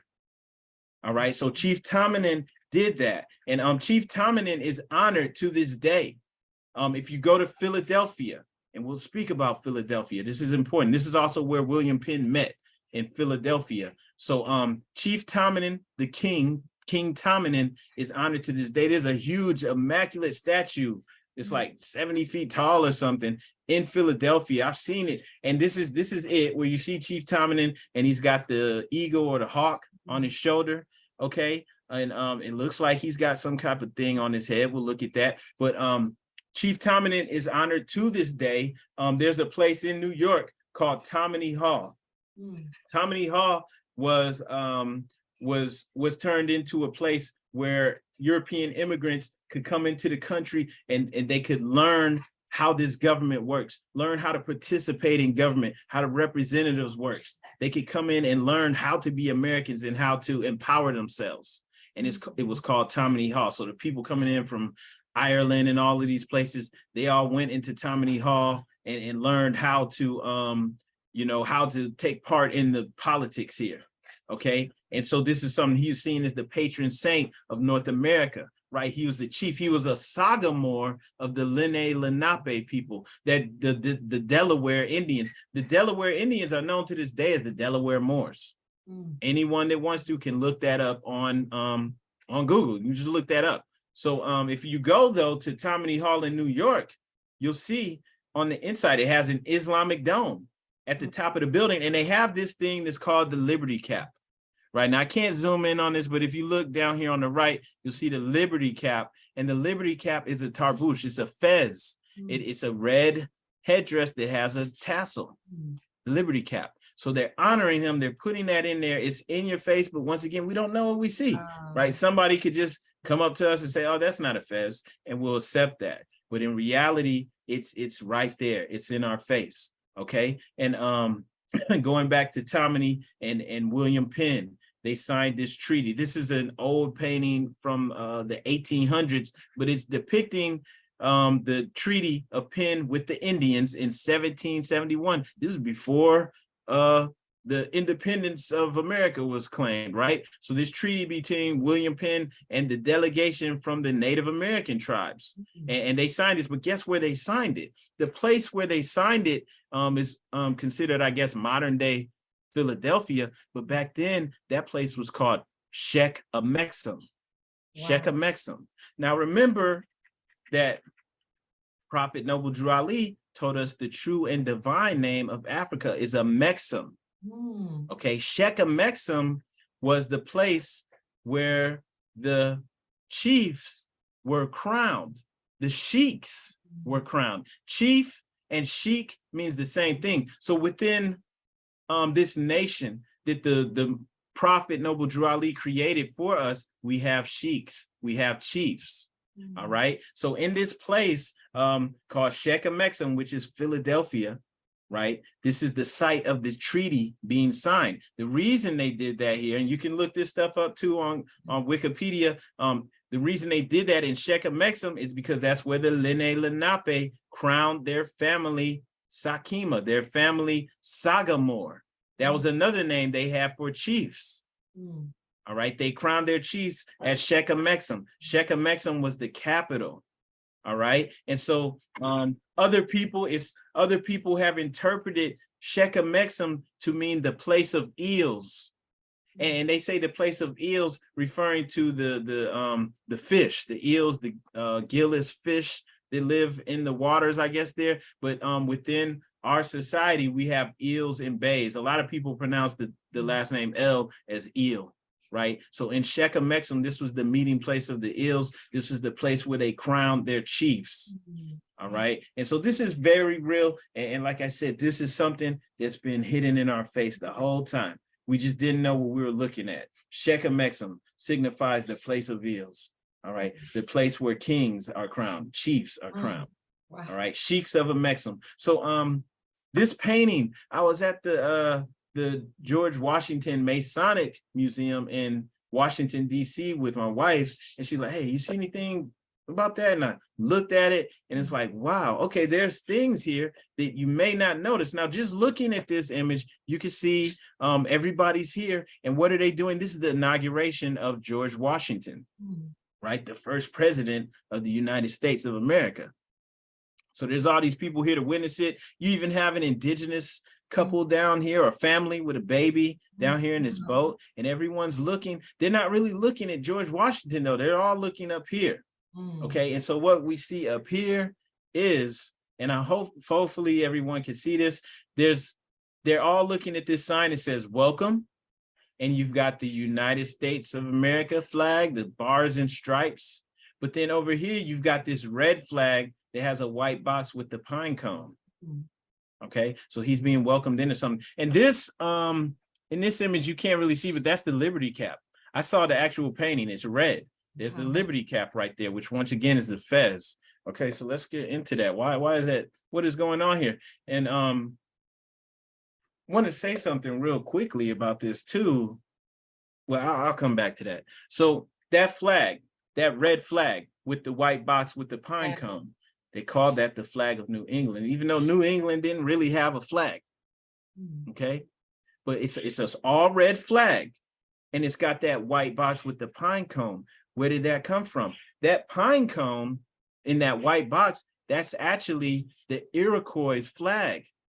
So this is the indigenous flag. Even though you may have seen people claiming this is the flag of New England, no, this is the indigenous flag. All right, the red flag is the flag of Morocco, plain and simple.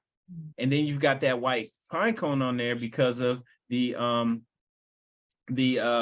Iroquois people, the Iroquois Federation or the Iroquois Nation. All right. You also have some accounts. This is from the Battle of Bunker Hill, right? They flew that flag, right? There's one account where a British Marine says the colonists didn't have any flags he could see. And then there's a few accounts mentioning seeing a red flag with no further description. Now, in this painting, this is called Trumbull's painting. It's the death of General Warren at the Battle of Bunker Hill. All right, they're flying that same flag. You can't see it in this picture, sorry, but you could look that up and you'll see some of the pictures are discolored because that painting's real old, but he's flying that red flag with that pine cone, okay? The continental flag, all right? But you also have accounts of these early colonists flying that red flag as well, okay? So so that people know, I'm not just claiming, oh, that pine cone was indigenous. No, it was. Now, even though the colonists adopted it, right? If you look at the actual symbolism, the pine tree symbolism, it has been symbolic in New England since the late 16th century, predating the arrival of colonists. After warring for decades, leaders of 5 nations, the Seneca, Cayuga, Onaga, Oneida, and Mohawk, buried their weapons beneath the tree planted by the Iroquois Confederacy founder, the Great Peacemaker. Okay, the tree of peace. That's where that came from. All right, so this pine cone, the white background, that came from the indigenous people. So when you see that in the corner of the all red flag, this is just denoting that aspect of the Moorish Empire. The Great Peacemaker that was the Iroquois leader who helped them to broker peace, right? Once again, well, he was a leader of the Iroquois Confederacy, but when you look at the Iroquois people, they had a law. There was not a law, they had a constitution. It was called the Great Law of Peace. Okay, the Constitution, their Great Law of Peace, this is what the US Constitution was based off of. And if you look at their flag, they have that pine cone in there too, that white pine cone. So this was all adopted from the indigenous people. All right. The United Iroquois nations are symbolized by an eastern white pine tree, the tree of peace. So the Constitution based off the Great Law of Peace. Then this was their flag. This is our flag. This is a Moorish flag.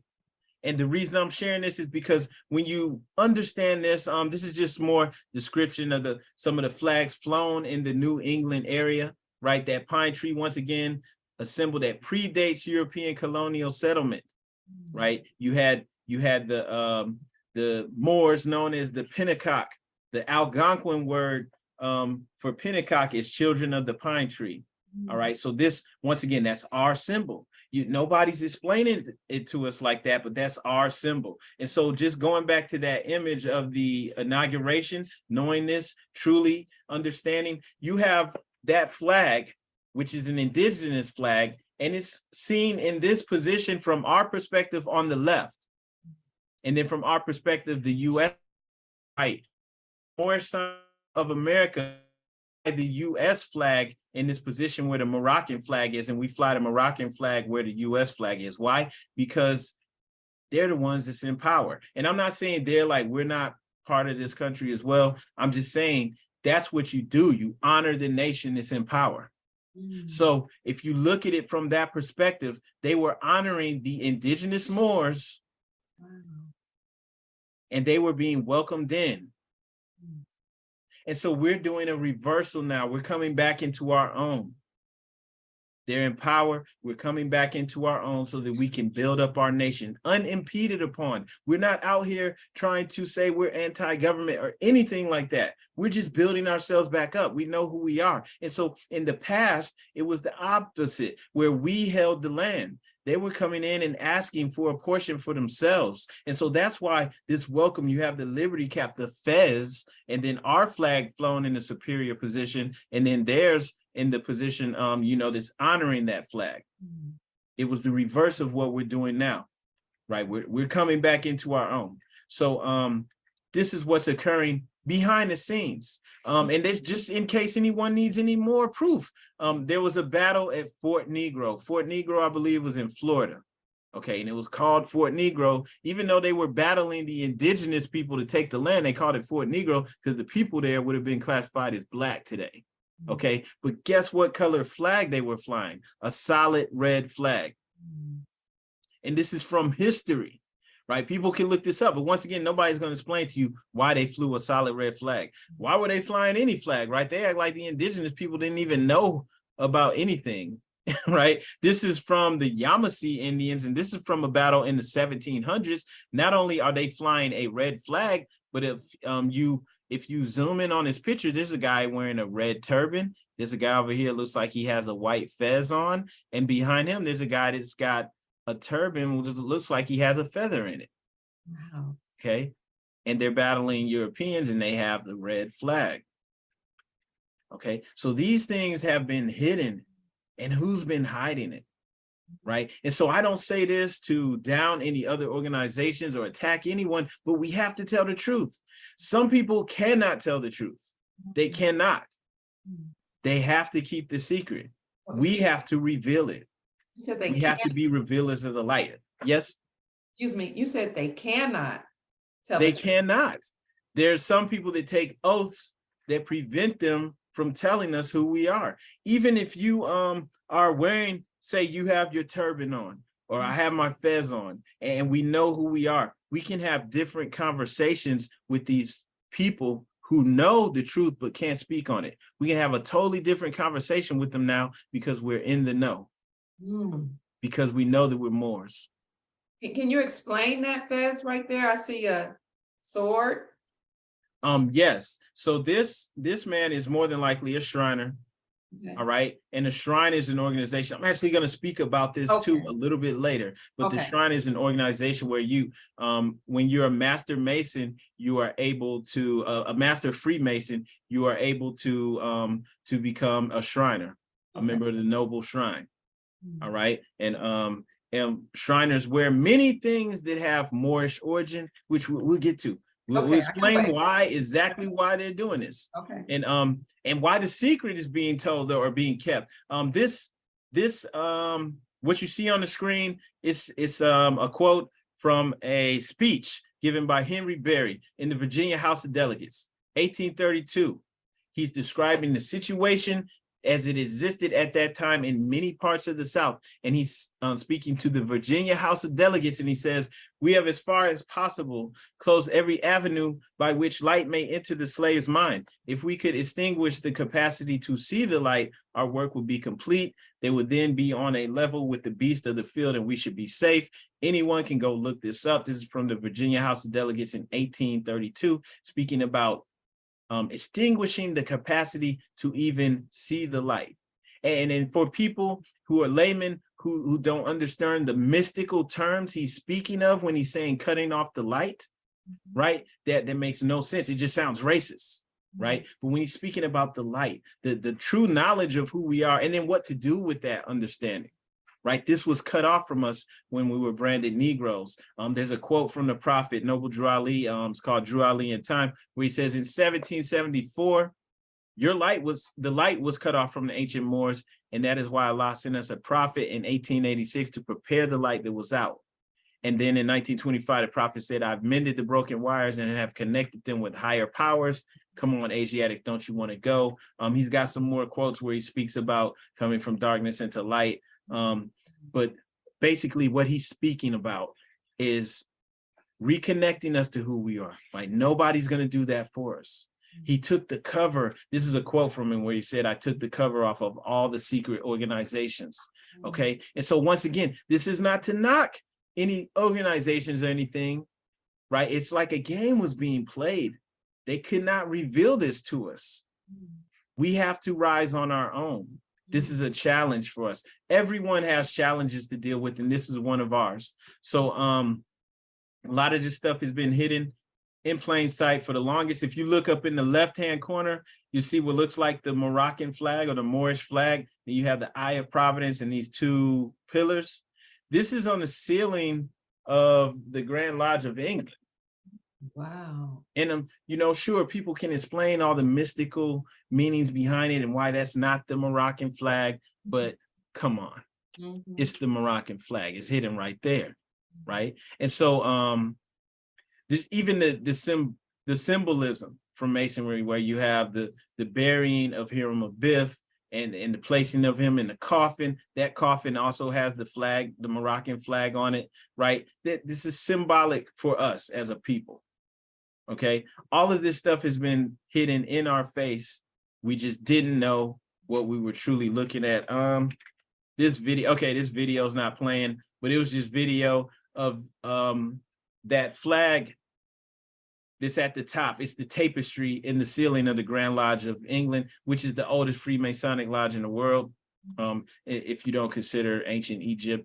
But there were people in there discussing the mysticism of Freemasonry, and that thing was right there, right? But you could walk in there and not even know what you're looking at, because nobody's going to tell us. And so just going back to the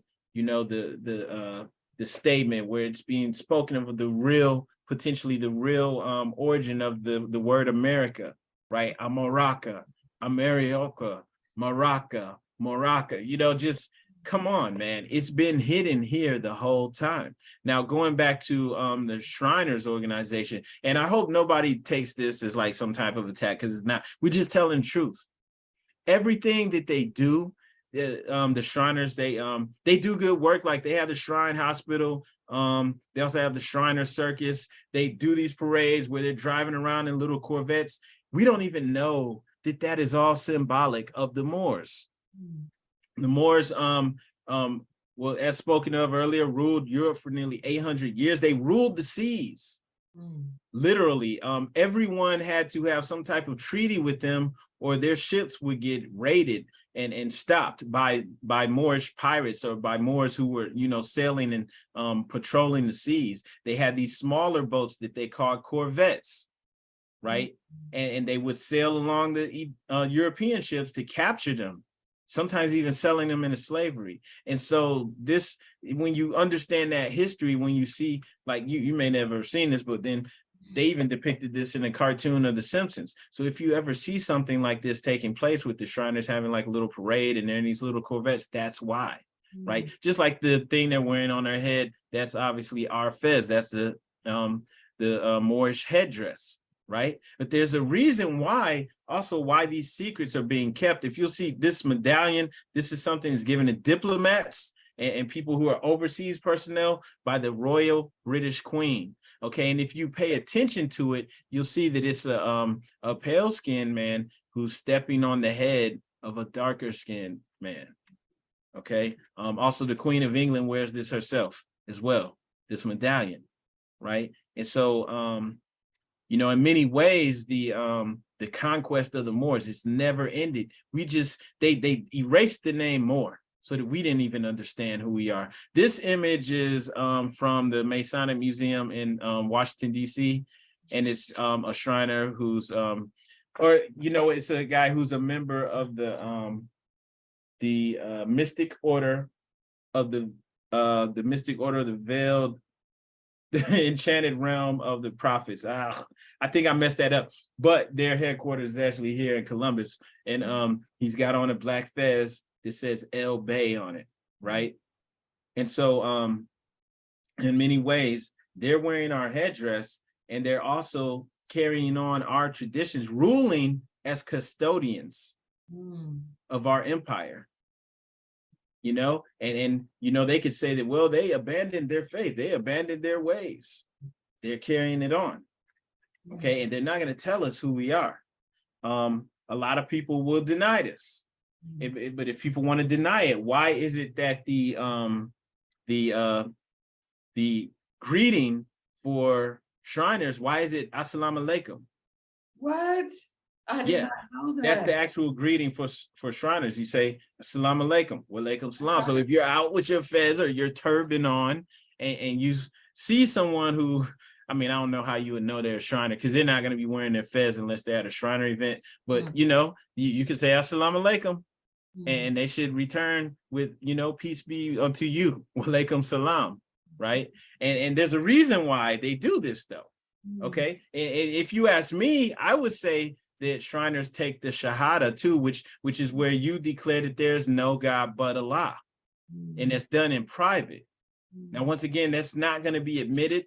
There's a lot of people who may try to say that this is not true, but there's a reason why, even with the images that the Prophet Noble Drew Ali took, everything that he did, the way that he stood, everything was done for a reason. So he had his hand in this image, you know, on his chest or on his stomach, and it's out in the open. You can see it. Yes. But then you see all of these other images where the people are hiding their hand, right? The hidden hand. So he was revealing, right, instead of concealing. And so this is also known too within some of the secret orders, that they have to conceal. You have to conceal. And so once again, not saying it's to knock, but it's knock them and all. It's just the truth has to be told, and no one's going to tell it except us. And so I want to say that the origins of these organizations are actually come from the Moors. There's a great book called The Golden Age of the Moors, written by Ibn van Sertima, and he has also several scholars who contributed to this book, like brother Jose Pimenta Bay, who's a professor in Kentucky, Sister Dana Marniche Reynolds, who's an anthropologist. She's been all over the world. She did excavations in Egypt. He's got a lot of scholars that contributed to this book. And in one of the chapters, Professor Jose Pimenta Bay is speaking about the origin of Freemasonry. Okay, and just to look at this a little bit, says within the histories of such selective European societies as Freemasonry, Rosicrucianism, and even the Shriners, one can find the allegorical remnants which reveal the considerable historical depth of the West. That's the whole entire Western civilization, especially those orders, to Moorish Muslim erudition. Okay, there's several specific references to medieval Moorish connection to Masonry can be found. Even the name Mason means son of a Moor. And there's a, let me show you this image. If you look up the term Freemason and like Google Translate, say you want to translate it into German, what are you going to see? You're going to see the word Freimaurer. right? This is what it looks like. Freimaurer. That's how you say Freemason in German. Okay, but Mauer, more, that's more. Free more. It's the same thing. And I don't want anybody trying to say, well, you're just making stuff up. That's why we also have scholarly references, right? Everything in Golden Age of Amor has several references. Trust me, this brother's is a professor. He's not just going to throw that out there. Mason means son of Amor if he can't back it up. So this is, not just the ramblings of someone who wants to claim everything. Also, just a little bit more reference, many native dances and stringed instruments that are now European have their roots in the Moorish cultures of Spain and Portugal. To the Smiths of the Moors, probably the Vastal. Let me skip this a little bit. Okay, so speaking about the development of major Masonic orders in Western Europe, they brought with them metaphysical and esoteric traditions and Masonic related sciences like algebra that were many thousands of years old. So just going back to this again, the orders received their origin from the Moor. Okay, even the creation of them, like the Shriners, they were given the duty to to protect certain parts of I think Israel, right? So they were created by Moors, and the Europeans were being given these instructions to do. So maybe, and this could be speculation, but I think it has a lot of truth to it. Maybe one of the duties was not to reveal. They have to do it themselves. Okay. So all of this stuff is being hidden. Now you, in all honesty, if you know who you are, if these are good people, they should assist you. They shouldn't be trying to hold and, keep these things down. That's why we're speaking openly and telling the truth. We're not trying to down anyone, but we have to tell the truth. So, at the end of the day, that's really what we have to do. We just have to be who we are, what we always were. Yes, at one point we were cut off from our history. Okay. But this is the return to who we truly are. We can't be Negroes because Negro is nihilus filius. Nihilus filius means you are non-descendable, right? Quasi-human. You don't have human rights, right? And we have to, the only way out is to return to the ways of our ancestors. That's also why we honor the man, the prophet, Noble Drew Ali. Once again, with that image down there, you see even the way that he wore his turban with the fez. This is something that has been going on here for a long time. We have to pick up our royal headdress and return to the ways of our forefathers. Going back to that old painting that's on this book, Becoming Christian, which is a very interesting name because this is how we became Christian. We had to give up our own ways, and not knowing that by for us, I mean, one reason to make sense of why an ancient Moor and in the past would not see anything wrong with joining another person's religion is because they would have seen the similarities between this religion and what they were already practicing, right? You have the same prophets, all of Abraham, all of those things are the same.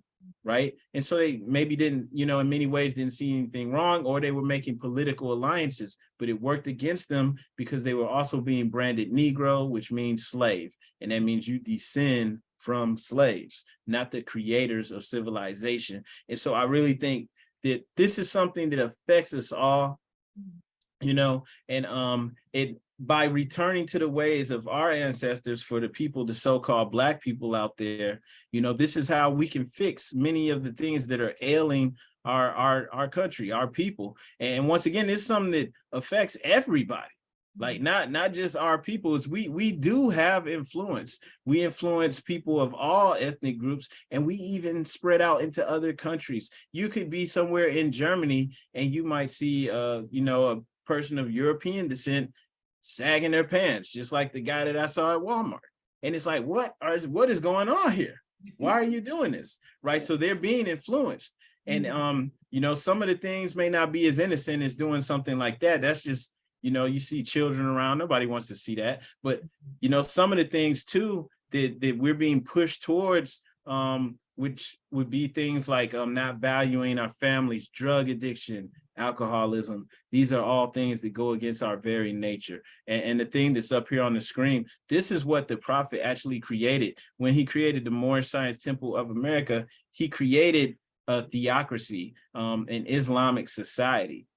Okay, and in doing that, let me show you one more thing too. In creating this this entity, right, that he created in Illinois, it's a body politic. A body politic has the potential to actually be a nation state capable of governing itself. Okay, and so when he created this religious society, he returned us to the ways of our ancestors. This book that's up here is Freemasonry of the Ancient Egyptians by Manly P. Hall. And he's speaking about ancient Egyptian society. Wow. And he said the government of Egypt was theocratic. While the pharaoh appeared to be the head of state, the priests were the actual governors of the empire. So it actually, it doesn't say that here, but the king was also a priest. It's a priest king. Okay. And then he's surrounded, maintained by a priesthood. And so the king is placed on his throne by the priests, maintained there by priestly influence, and remained the whole of his life under the guardianship and protection of the priesthood. So we always had these, you know, and not only that, but the temple, they actually called it a temple. The temple was the center of our civilization. And so you had a priest king maintained by a priesthood. And that's why we have, not here in the United States, but in other countries, that's why you have a prime minister. Right. Wow. That's the prime minister. Okay. Right. And their other cabinets of government will be ministers. There's the minister of defense, minister of medicine or health, whatever they want to call it, minister of education. Okay. And so they're the priesthood that are running things. But that even with that prime minister, though, even though he may be ruling that nation, they're also the priesthood that protects the king. And so you had the Queen of England that just made the transition, right, that just died. But those prime ministers all work to protect that queen, that king. Wow. They rule over, that's how they rule over the entire planet. Okay. And they switch that on us so that we don't even know it. And so that's why you'll have countries like Jamaica, and they can have a prime minister, but they're not really able to do the best for their people. Right, right. Barbados or Trinidad, one of those two countries just tried to publicly distance themselves from the Queen of England. They did that before she died.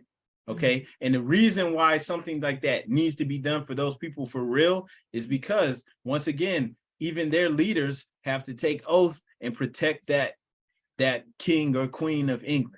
Right. And so that's why the prophet created this for us here in North America, but also throughout the Caribbean, Central and South America, because our people in this entire region, we're all at the bottom in our societies. Living in Brazil, we saw how the majority of the people there look like regular Black people, and they're still at the bottom in their society. So this is something that ultimately is needed for all of us, and then ultimately for the entire world. So the purpose of the Moorish Science Temple of America is to uplift fallen humanity.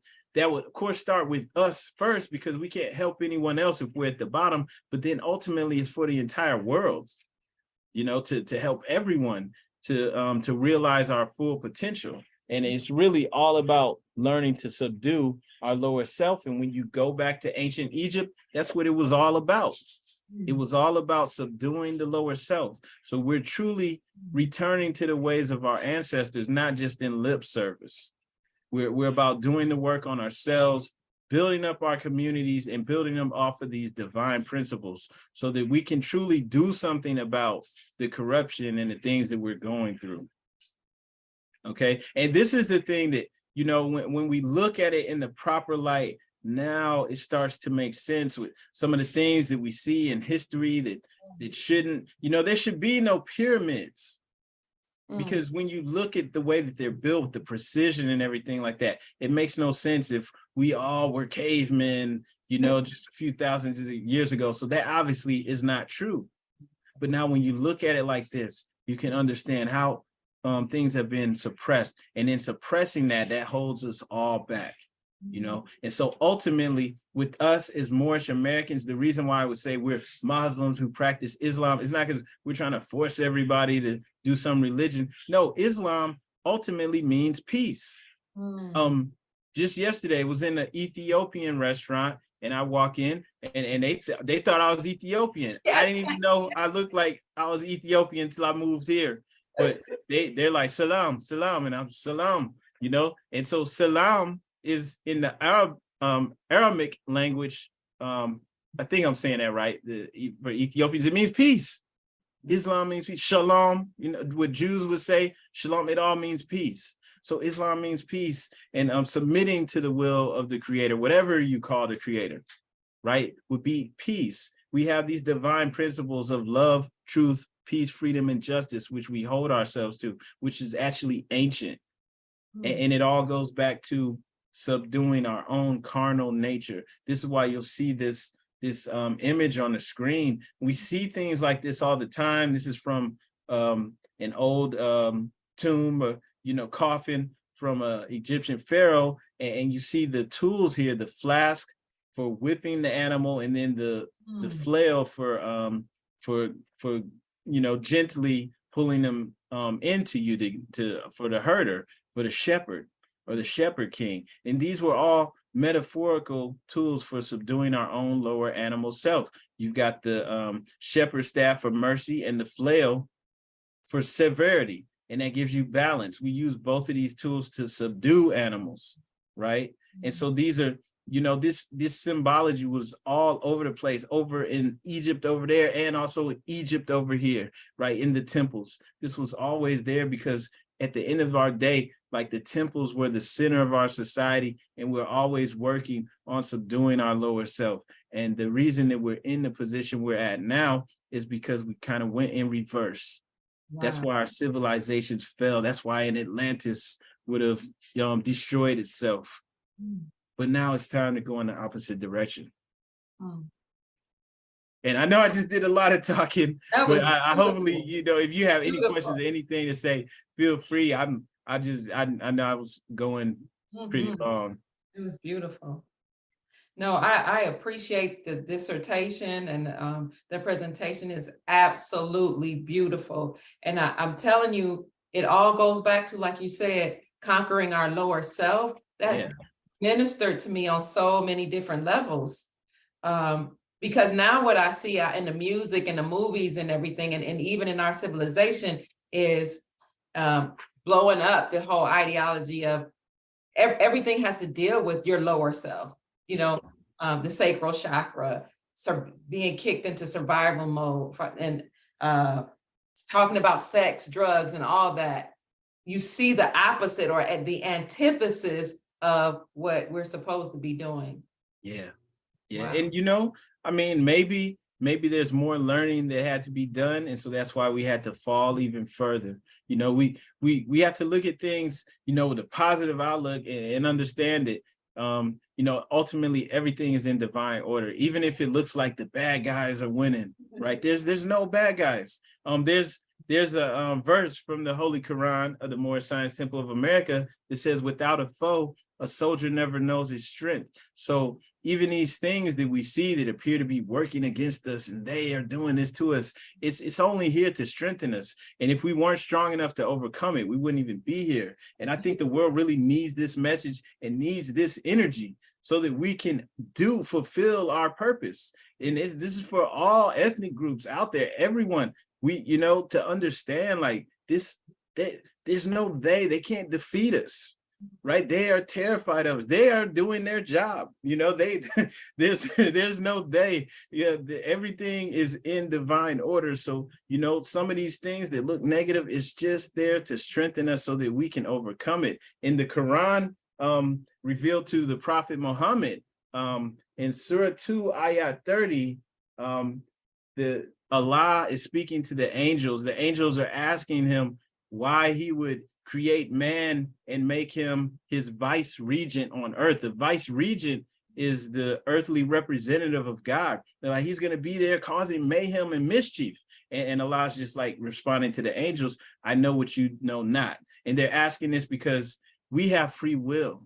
Yes. We can go away from the the will of the higher self. I mean, the Allah, the creator. The higher self is always in unison with whatever you want to call the creator.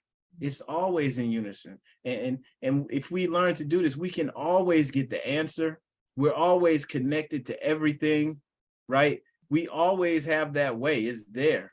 But we've fallen away. We've gone into the I guess you could say we've totally subdued ourselves to our own animal nature and allowed it to run the show when it's supposed to be the other way around. But we always have the answer, right? And there's nothing really that could defeat us. If there was something that was able to defeat us, we wouldn't even be here. We came here because we're able to do it. So that in the Quran it says that God made us the vice regents of earth and gave us the full capacity to be the strength of Allah made manifest. That's what we're all supposed to do. So regardless of what people call the creator, that's what we're here to do. I really think the world could use that type of energy and understanding so that we can truly fulfill our potential. That's beautiful, beautiful. One of the things that you mentioned that was throughout your dissertation was the fez, and I just wondered, what does that represent? Because I see it has a cap, it covers your head, and it's red. So I mean, it's a headdress, it covers your head, it's red, it has a tassel, and we saw that throughout history. So I was wondering, what does that symbolism mean? Yeah, so there's so many different things about the fez. There's some symbolism that show that the fez is tied to the womb, that this is like the navel, the umbilical cord. You also have an understanding of like the fez being able to, for us to be able to spin around like the whole way, like 360 degrees, and that being symbolic of the knowledge, 360 degrees of knowledge.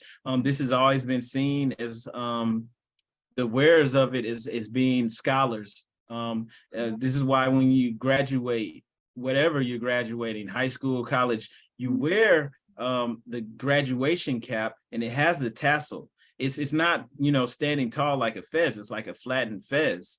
But this is just something that's always been seen as something that learned people, that knowledgeable people wear. It's even been seen, or connected with having magical powers. There was this one magician from London, I think in the 70s and 80s. He was a comedian and he would do magic tricks, and all he would wear is a fez and a suit. And that just was like, just that, and wearing a turban just meant that you knew magic, right? They even show that in cartoons. Like there's a Woody Woodpecker cartoon where this mouse just like puts a fez on, and all of a sudden he knows magic. Genies, wow. Wearing the fez or turban symbolize that they know magic. They have otherworldly abilities, right? So it symbolizes knowledge and wisdom. Same way with the turban. And then also one reason too why women typically don't wear it, it's also associated with the womb, which you already have, right? So this is why men typically would wear the fez. Now you may see some orders like the Order of the Eastern Star that wear, but typically like it's for Moorish Americans, and then other Muslims all over the world, typically men wear it, right? But so the symbolism runs deep. And that's also why we'll see it in ancient cultures all over the world, not just in Africa, the Middle East, which is also Africa, also over here, even all the way out to Easter Island in the Pacific Ocean. So this is, and the reason why you'll see that, once again, Egypt, one of the reasons why we could say Egypt was in the Americas is because this was a worldwide civilization. The continents used to be together, and that wasn't billions of years ago. Right? There was a cataclysm that caused those continents to break apart. And so with that understanding, we can see then why the prophet said that our ancestors received permission from the pharaohs of Egypt to come over here. And that we came over here before the great earthquake, which caused all this to happen. And so everywhere we went, we had temples, we had universities, we had, higher learning, civilization. And that's why we'll see remnants of it everywhere. There's a book from Gerald Massey called A Book of the Beginnings. and it's a huge book where he basically, Gerald Massey could understand the hieroglyphics. He was a man of European descent, and he gives his understanding of all the different nations of the world. And he's speaking about the Maori people all the way out in New Zealand, being connected to ancient Egypt, because they have that term, that name, Maori. Tamori was one of the names for Egypt. Tamori, the land of the Moors. That term Moor or Mare, because in Egypt you didn't have the vowels being placed. Yeah, Mare. You see it, ruler. The Moors were chiefs. Moor or Mare was the name for pyramids. Okay, and then referring to the people, you had the priest of Anu, the priesthood. They were called Moors or Moors. So, and even the name of the land, you'll hear people call it Kemet. I believe Kemet was just referring to the land around the Nile, and that's why Kemet meant the black land. It's referring to that area, that soil being black and fertile. But that whole area, Upper and Lower Egypt, all of that was called Tamori, and that was the land of the Moors. Okay, and so a lot of people don't know that. This is, something that, once again, it's been there. We just wouldn't even have known how to interpret that or to take that in to understand that, right? And so the vestiges of it are all over the world. And we had a worldwide civilization, and now it's time for us to come back into who we are. I love the positive spin that you put on everything, about how everything happens in divine order, and how the Creator desire for us to get to just to come back to self and to know who we are. I think it's beautiful, to do that rather than focus on the negativity, because perhaps the Creator allows certain things to happen so that we could wake up. Oh yeah. Yeah. And yeah, so that, there's nothing to be upset about. Like everything is working how it's supposed to. If it seems like it's taking longer, it's just because there's more learning that needs to be done here. But that doesn't mean that we shouldn't be light workers. If you're aware right now, you have a job to do, and that's really, I think that's what it is for most of us. We just have more work to do, and to raise our own vibrations, not on other people, because it always comes back to ourselves, right? Just by working on ourselves, being the best version of ourselves, that's how we truly impact the world, raising the vibrations. It always comes back to me, to you. Yeah. Yes. Were you going to say something about this? No, this is just another definition for more, having an Egyptian origin. This is from the Palermo stele. You can't really see this isn't a good quality, but you can't see the hieroglyphics, but they had that term more, and that basically was referring to the priesthood, the high priest of Anu. So you had this priesthood being called the Moors, and it wasn't just like one person. These were the people, the chiefs, because remember, the priesthood were the ones who maintained the king, the pharaoh. If you have, go ahead. Now, I would say that's why the Moors were the caretakers of the wisdom of ancient Egypt. If you have time, I have 3 questions to ask you, and then I'll. Sure. So first, I want to make a statement. I guess one of them will be more of a statement, and that is the fez. I think it's just beautiful that some people say it represents the womb. And for me, it's like the man or the learned scholar is honoring his mother. I don't know if I'm taking it too deep, but I just think that makes sense. I think it's beautiful. And I've also heard that my sons, I know it's the sons of the Moors, but I wonder if you thought about this angle, and if it would make sense that it's my sons or mother's sons. Yeah. Could that be like, could it have served both meanings? Yeah, definitely. I mean, that just makes sense, and I'm trying to think, there's an order that has a similar title to that. I can't remember, but that it makes sense to me. Yeah. Definitely. And I think sometimes when we think of Freemasons or Masonic order, automatically we think of negativity. However, when you study and you learn who you are and where you come from, you can see that Freemasonic order wasn't initially nefarious. It doesn't seem like it to me. It seemed like it was just a practice, maybe a science or a way of life. Yeah, I wouldn't say that it's negative because for the most part, okay, the Moors they created this and they brought it to the Europeans so that they could preserve some of the sciences. In many cases, throughout Europe, the church was trying to suppress science. Oh, They're trying to suppress progress. And the Freemasons were the only ones that kept it alive and kept it going. So they were doing their job. And, you know, so I don't say any of this to knock them or to sound like we're trying to attack them. I'm not a Freemason, but I don't, you know, I'm not attacking Freemasons or any other orders at all. We're just revealing things that we could back up with actual sources to show that we're not making any of this up. And, you know, but in many ways they were preserving science, preserving art, even though it was coming under attack. And so sometimes they had to go against the Catholic Church. And it would make sense. I mean, if Allah knew that we were going to fall, somebody had to preserve that knowledge. Yeah. Yeah. And like, you know, even the state that we're in now, even though everybody's not doing bad, we have a lot of people that, you know, our own people that have to clean themselves up, you know, and if they don't, you know, maybe things are going to have to get even worse. Who knows? Right. We don't know. You know, more cataclysms may have to happen. So we want to raise the vibration of the earth because, yeah, we were falling, and the ancient scientists, right, who understood the cycle of time and cycle of ages and how things were going, they preserved these, the mystery school, the ancient Egyptian mystery school, the mystery system, and they passed these things down in forms like Freemasonry. And this was given to the Europeans so that they could preserve it. And also it was spread around the world. They did their job. They didn't just keep everything to themselves. So it was preserved so that things wouldn't fall into total chaos, complete darkness.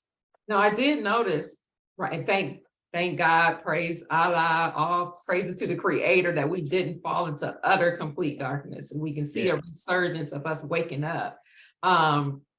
But I did notice on some of the fezzes of the Freemasons or the Shriners that there was a, what you call it, sword. So I'm imagining that's a message. Yeah. That perhaps they had to that maybe we were cut off from our knowledge, maybe. Yeah. So I'm trying to see if I got an image if I have an image to pull up, but I don't think I do. But yeah, so yeah, on the fez, many times you'll see that head. Some people say that it's the head of the Moabitess, like the head of a woman, a Moorish woman. And then you've got that sword over the head. So on one aspect, okay, the sword is over their head if they tell the truth, if they reveal the secrets. But then also over us to keep us in subjugation. And it's similar to the way that you see the medallions that the Queen of England's wearing, where you got to keep them more subjugated. So, you know, and I mean, there's people who will deny that that's the case, but we can see that that's the case in the world. You know, it doesn't really matter what anyone else says. You can see that. And thank you so much for explaining that. So I do have two questions. One was more like a statement about the flag and not the flag, but the fez, to ask you if my overstanding made sense or if it was correct. And then secondly, the flag. The flag is red and it has a green star. I know it used to have a pine cone. Can you explain to us what the star means or represents? Okay, so for us, the simplest way to explain it just would be to go to what the Prophet Noble Drew Ali gave us. He gave us a simplified understanding because once again, he was coming to our people. You saw the images of us in the 1920s. Some people were sharecroppers or children of sharecroppers. So he just told us that the flag stands for our five divine principles, the highest principles known to man, and that they're ancient. And that's love, truth, peace, freedom, and justice, and that we are to make sure that that we always conduct our thoughts, deeds, and actions by these divine principles. Okay. And so that was the flag. If you ask people from Morocco over in North Africa, they'll probably tell you it stands for the 5 pillars of Islam. Okay. Wow. Okay? And that flag, or that image of that pentagram, that 5-pointed star, has been found over here. That image that's up here, that's from a stone inscription in Mexico. And they're saying from 600 to 800. It says DC, but they probably talking about BC. That's amazing. Now that the Moorish flag, or our flag, I've seen in the White House, and I saw President Obama, number 44, actually take pictures underneath the Moorish. Well, I think it was he and his wife. There was a Moorish flag, and then there was the red, white, and blue flag. Yeah. Side by side. And I also saw a picture of President Clinton's wife beside the Moorish flag. So I just think it's interesting that they have both flags in the White House. So they're telling a story in the White House. And it's like, it's there, and once again, like, we don't understand what we're seeing. Nobody's going to tell us, but it's there. It's always been there. And there's a reason why they always have to honor Morocco. Also a reason why Morocco was the first to recognize them. Yes. Okay. And then we see that image from the inauguration of Washington, and you see that flag in the superior position, so they were being welcomed in. And so, they turn around and they honor that. They honor that so that they can continue to be successful. You must honor your forefathers to be successful, to come find that's in the Bible. It's in all the holy books. You have to honor your forefathers and foremothers to come into your divine covenant, your covenant with the Creator. And so for continued success, they honor Morocco, always honor that they were the first to recognize them, and they will never go back on that. So what does the red, white, and blue flag mean? What is it exactly if it's not the flag of the Moroccan Empire? Okay, so some people will tell you that it's just a corporate banner, that it's not our flag, it doesn't represent us. I don't think that, because I'm looking at even the colors that it's using, red, white, and blue. All of that is ours. When you look at ancient Egypt, you had the red crown, I believe, for Upper Egypt, and the blue crown for Lower Egypt. Sometimes you would have a ruler of Upper and Lower Egypt. Sometimes you would have a ruler who ruled Upper and Lower Egypt, and they wore the crown that had red, white, and blue. And it symbolized them, running the whole thing. And that also stood for like the Red Sea, the white and the blue now. And also you see the White House, right? White House in Spanish is Casablanca. Casablanca is the largest city in Morocco. Everything is symbolic for our own ancient kingdom, and it's all paying honor to it. Even if it looks like things are flipped on us, it's all there. So I wouldn't give away anything. I wouldn't give away the U.S. flag. We honor that. That's why also the Prophet Noble Drew Ali set that up. We honor it, right? And it's ours. And we can see how the red flag is ours, and I can break that down. But that the bars and stripes, all of that is ours. It's because it's based off of our ancient science. And one of the reasons why they would honor ancient Egypt, it's the same reason why when you go to Washington, there's this huge obelisk, right? They call it the Washington Monument. They have all of this stuff. They even have DC set up like ancient Egypt. They're honoring that so that they can be successful. And it's all ours. We shouldn't give away any of it. And not saying it like, well, it's not everyone else's too. I'm just saying it's based off of our ancient science. So, it all belongs to us, I love the positive spin, that it's all in honor of us. It's not a negative thing, because you will hear some people say DC is mimicked after Egypt. Like, how dare they? How could they do that? It's a shame. But you're saying it's actually paying homage to like, our empire. look, if they know that making these that by continuing these systems that worked for thousands of years, like how old is the United States of America? Like 240 years or something like that. You know, it's not that old. How many civilizations that do we know of that lasted, you know, for thousands of years? Like the Moors ruled Europe for nearly 800 years, but like Egypt's going back thousands of years, right? According to their records, tens of thousands, maybe even more. So they're honoring something with that much power so that they can continue to be in power. So not like, they're not saying that to knock them, but they're honoring that so that they can tap into that power too, right? Everything has double meanings. Like even the 4th of July, it's really about the heliacal rising of Sirius. It has nothing to do with all the stuff that we've been taught. And so they're honoring that. And they popping off the fireworks on that day. And it's all symbolic of this traditions that's been coming from, you know, a culture that's thousands of years old. And so, you know, that's something that we should do too. We should tap into our own energy and our own ancient culture. And I wouldn't throw away any of that stuff though, because it has meaning, it's powerful, and that's why this nation is so powerful, even now, even in its downfall. Yes.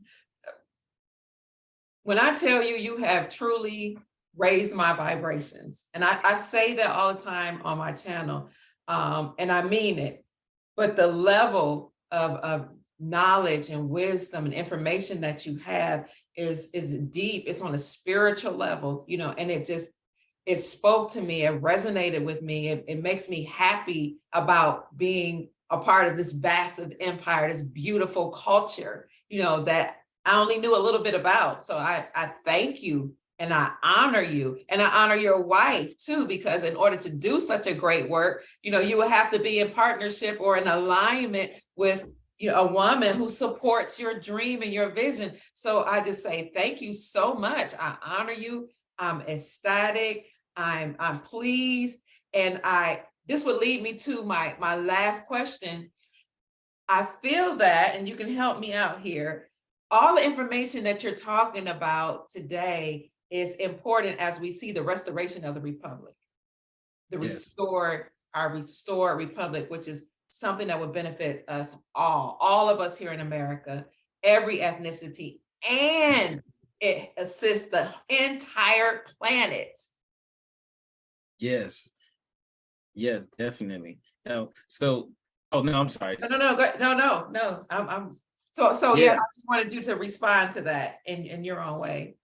Yeah, so I think that this is of the utmost importance, you know, because with the way that things are going, I mean, with the current power structure, they're polluting the ocean, the genetically modified foods. Like, I don't even want to go on about all that negative stuff, but we know, like probably most of us know it's bad. It's really bad, and nothing's going to change if we don't do it. And so that's why too, I wanted to show the imagery of what I think Trump is speaking to us in code. I'm not trying to say he's trying to save us all. I'm just saying, you know, putting a positive spin on it, because I think that if we truly live up to our potential, right, of returning to the ways of our ancestors, that means doing the work on fixing ourselves. And that's most important, because we can't look to anyone else to come and save us. And by us taking back that personal responsibility, we can actually make the world a better place and realize our full potential, and to have a true republic where in actuality, the government is supposed to be for the people. All of the wealth and gold of the land belongs to the people, right? You can't send billions of dollars off to Ukraine or anywhere else. There's no reason anyone here should be starving, poor, not having healthcare. Especially we lived in Brazil, so-called third world country, and they have free healthcare. Like, why can't we do that here? So, you know, no one's going to do that if we don't put pressure on the people that we have as representatives. And so in a, representative form of government, which actually goes back to what our ancestors had, even the indigenous people here, the Europeans came and they learned from them. There were women representatives in government. They didn't make up any of that stuff. Everything was shown with the white pine cone, all of that stuff that they took on, the Great Law of Peace. They also sat at the feet of the Iroquois Confederation and these other tribes and learned how to run government. They were coming from feudal systems. And I don't say this to knock anyone, please, this is history.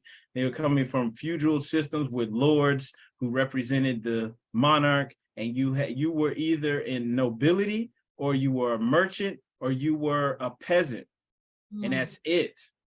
And as things changed and progressed, even up into the Industrial Revolution, you still had merchants, nobility, and peasants. Because, when you had coal mining and industry moving, those people, the peasant class, they were still at the bottom.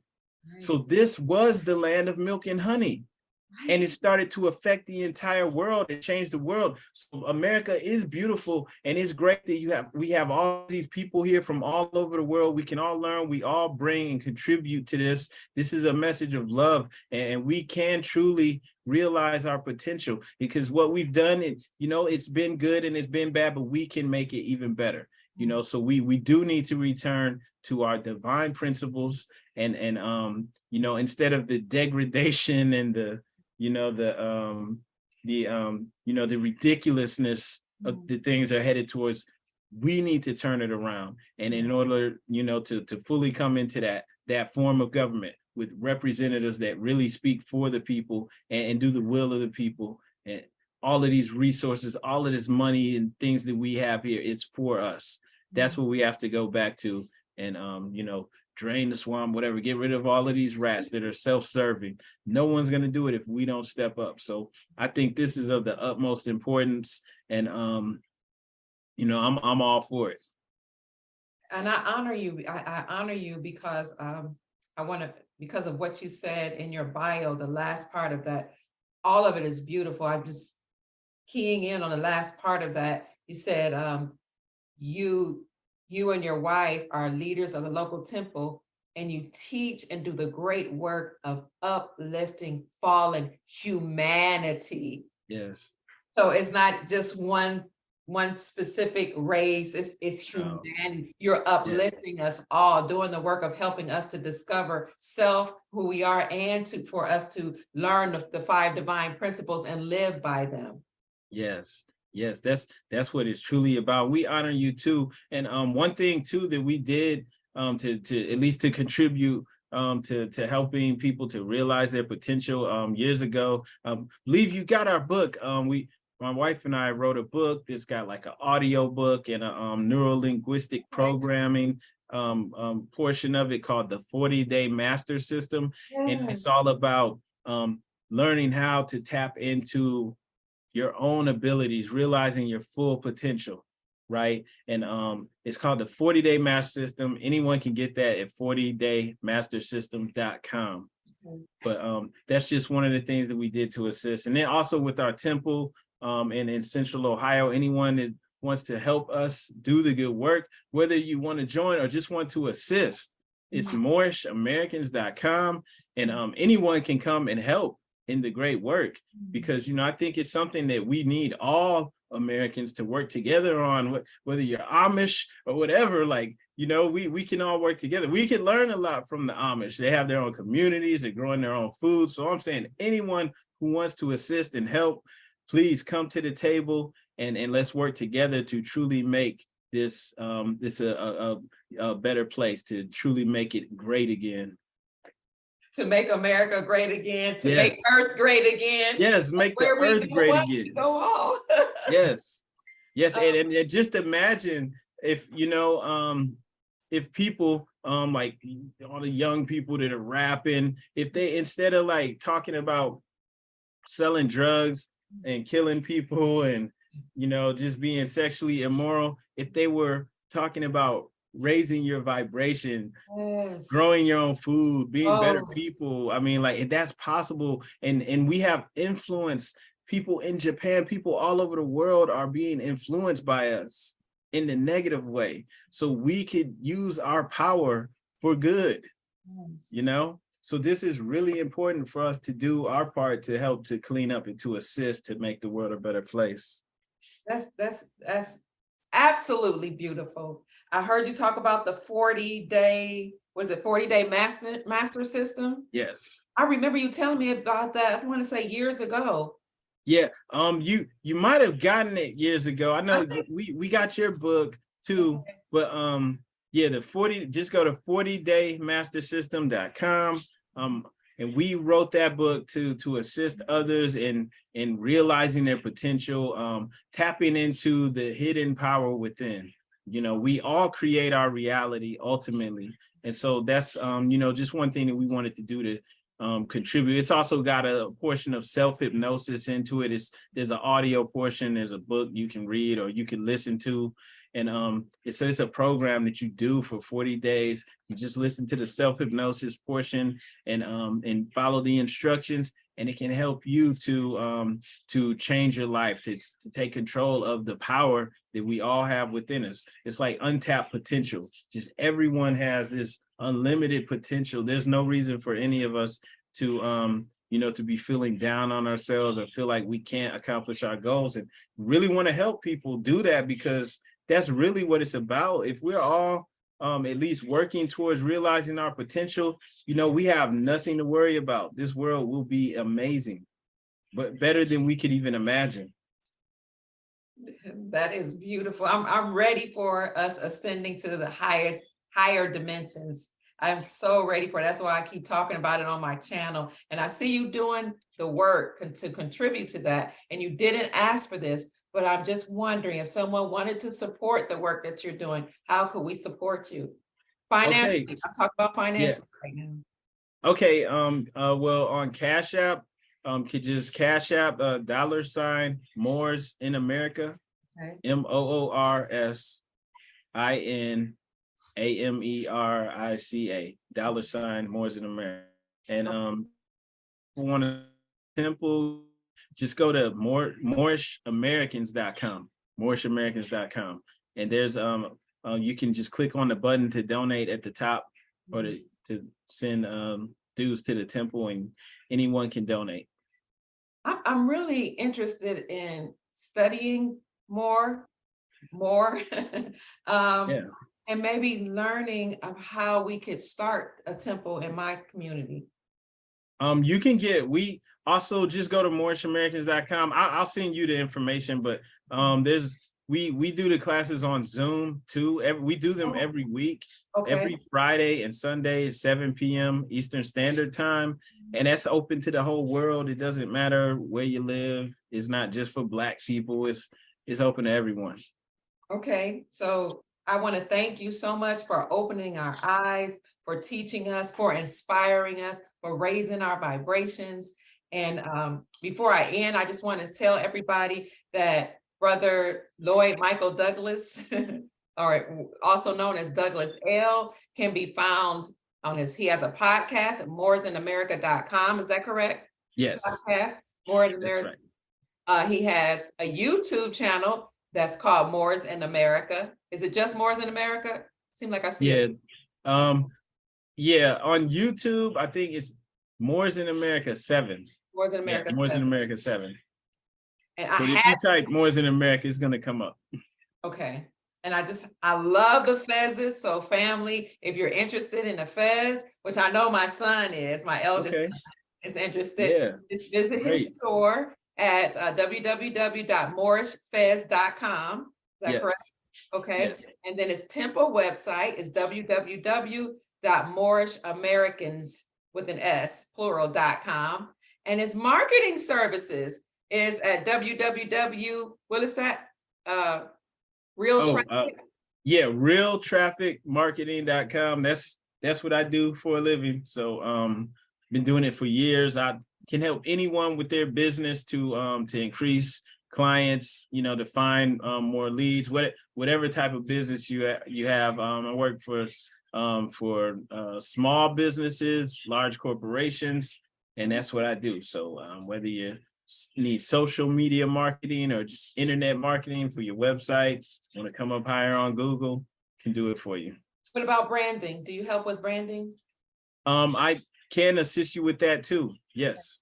Okay. Yeah. So yeah, pretty much the whole marketing package, everything to help you increase your business. Okay. Okay. Well, you've given us a whole lot, and I'm looking forward to actually replaying this and studying and taking notes. So thank you so very much. It was an honor and a great pleasure. I look forward to reading your book again. I look forward to working with this Moore Science Temple because it's a part of my heritage, you know, so I think that's exciting. And I just want to tell the family that's watching us here to please go to Moors in America 7 on YouTube, like his video, like his channel, subscribe to his channel, and share, family. Yes. This type of information is something that you need to know, and you need to pass it down to your posterity or your children's children so that they can know who we are. And it doesn't matter what ethnicity you are. This is great information for us all as we ascend in consciousness and as we realize our greatest potential that the Creator desires for us to have. So before I close, I want to know if you have any final words. I just wanted to say gratitude, great gratitude to you. We appreciate you so much. You're doing a great job. We love your podcast, and it's an honor to be on here. And thank you so much for having me on, and we appreciate you. Thank you so much. So family, we hope, actually, I know we've said something to raise your vibrations and inspire you to create the beautiful, magnificent, glorious reality that you desire and deserve. With that being said, good night, family. We love you. Good night. We love you. Yes. From the bottom of our hearts. Good night. All right. Peace, brother. Peace Tell and the love, wife I said everybody. good night. Peace and love. Peace and love and prosperity. Peace and love.